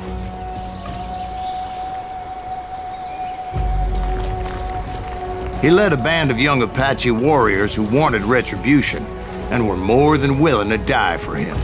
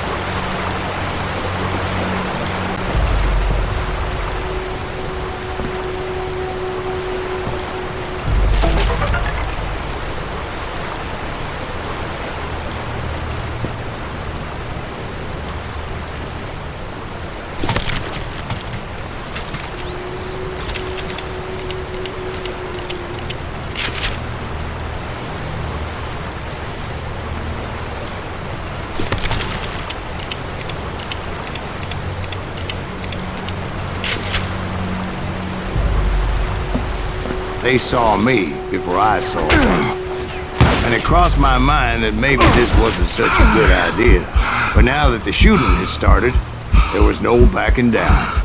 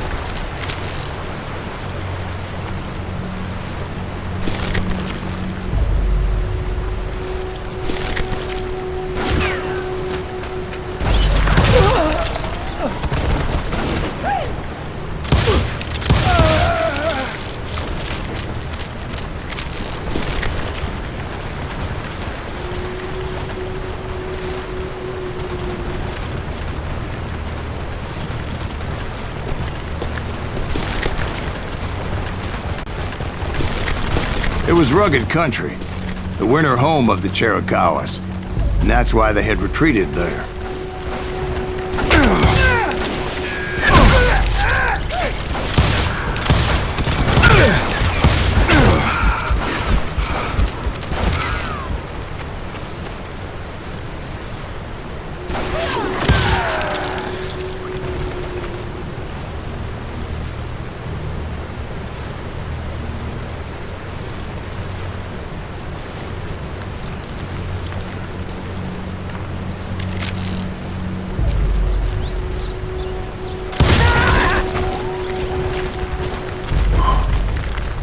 I admit to having some regrets about going after them the way I did. But then again, I got a lot of those.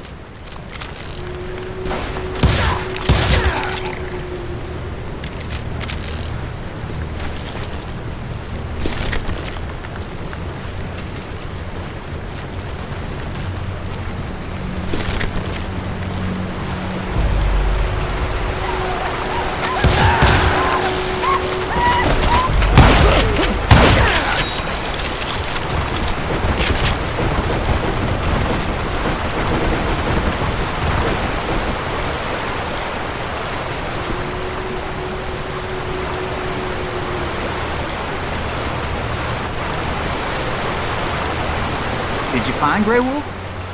Not at that moment, but I did find the entrance to their hideout.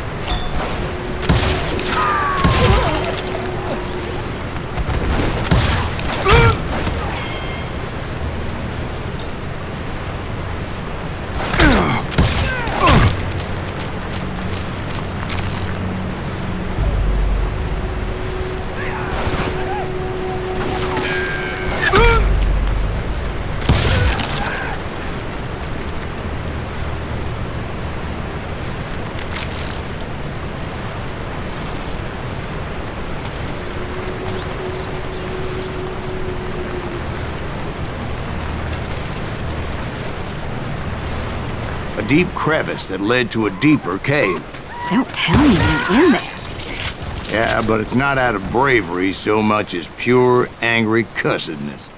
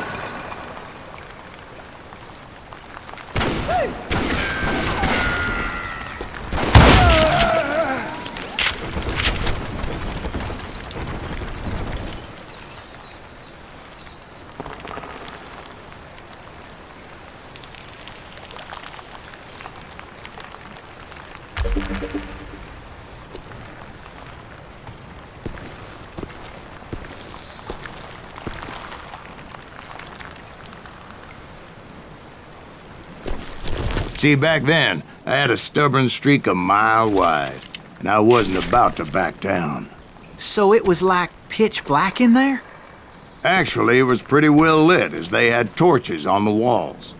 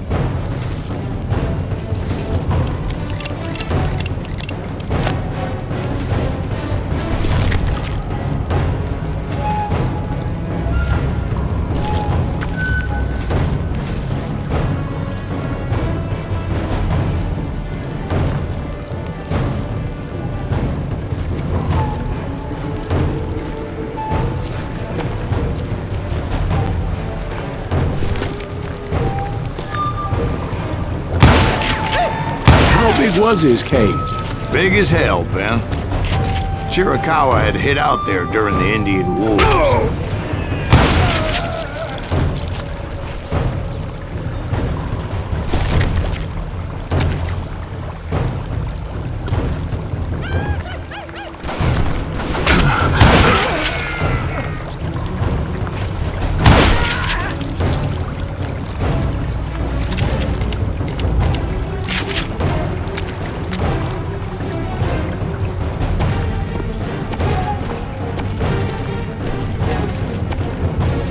They thought it was haunted with the ghosts of those murdered by the horse soldiers.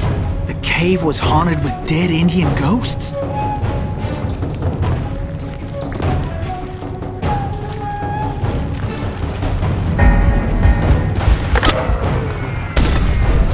be honest, I was more concerned with the live ones than the dead ones.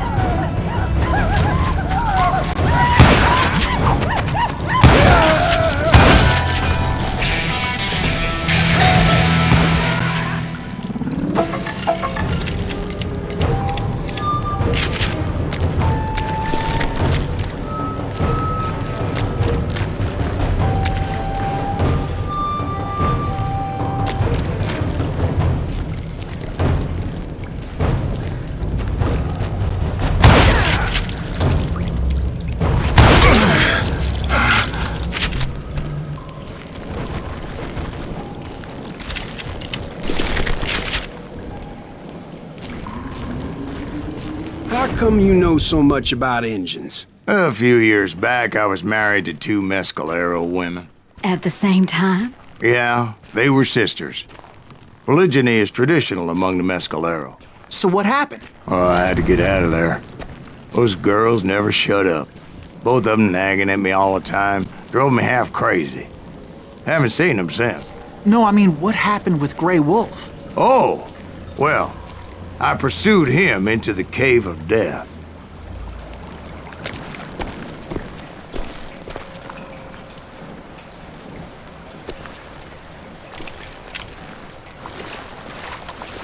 I came upon this flooded grotto, and that's when I saw him.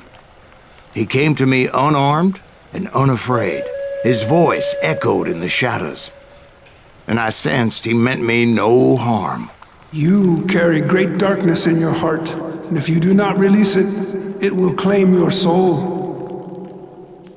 The sound of his voice put some kind of ancient Indian spell on me.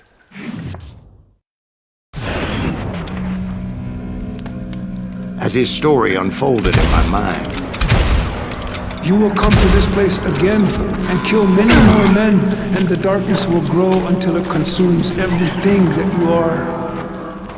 The soul would have no rainbow. I had no tears. He said I was a great warrior, a coyote man, unequaled by any other pale-faced warrior, or something like that. The snakes will bite shadows of your past until a venom poisons your heart, and an echo of the song of the dead summons the spirits deep from within the mountains. I didn't quite get what he was saying, but there was definitely snakes. And indeed, his warriors surrounded me and attacked me like hungry wolverines.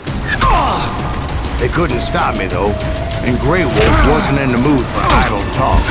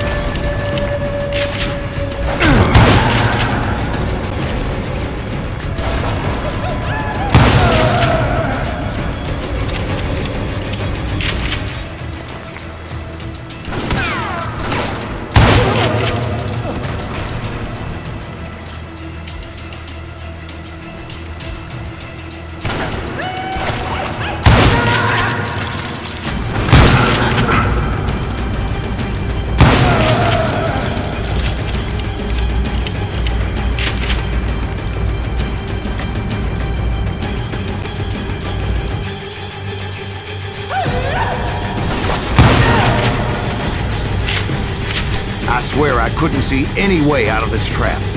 But suddenly, one just appeared. Kinda like a miracle.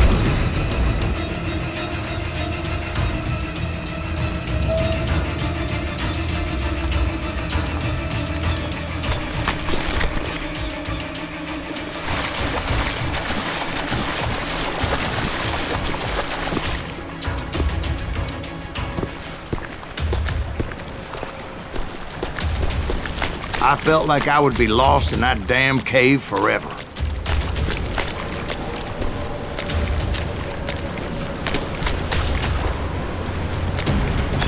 Finally, I found myself back outside, perched on the edge of a precipice, overlooking a thundering white-water river. To get where I was going required several leaps of faith, but no way in hell I was turning back.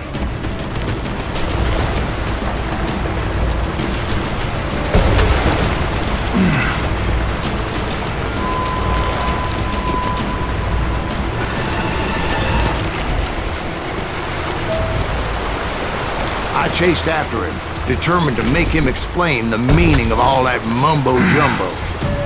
Mumbo-jumbo is right. Are you making this all up as you go? A few details may be fuzzy, brother, but I am relating exactly what happened to me.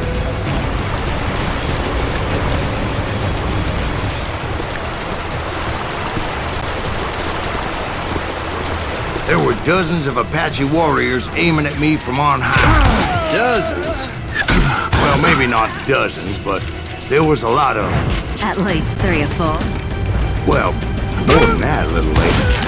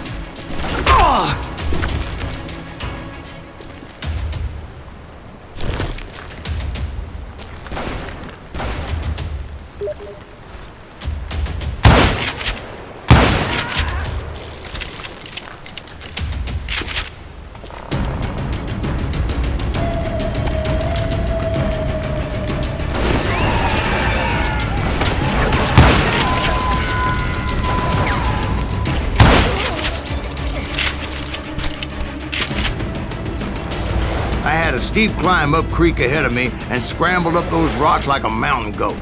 I was determined to locate Grey Wolf and find out exactly what the hell he was trying to tell me.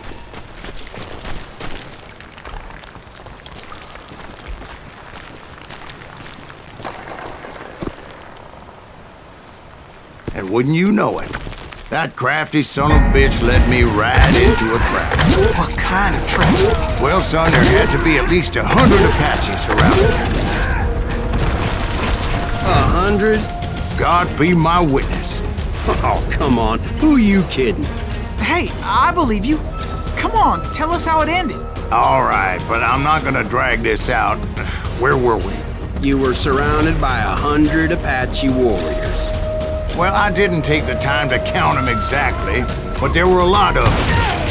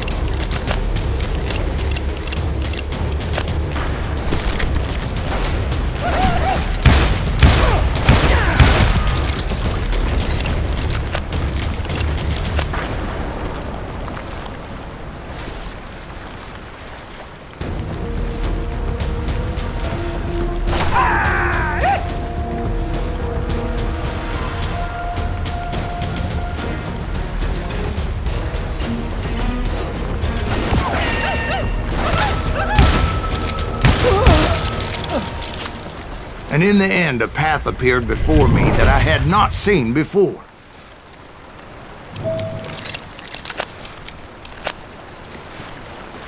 I followed it as I desperately needed to find out what Grey Wolf was trying to tell me.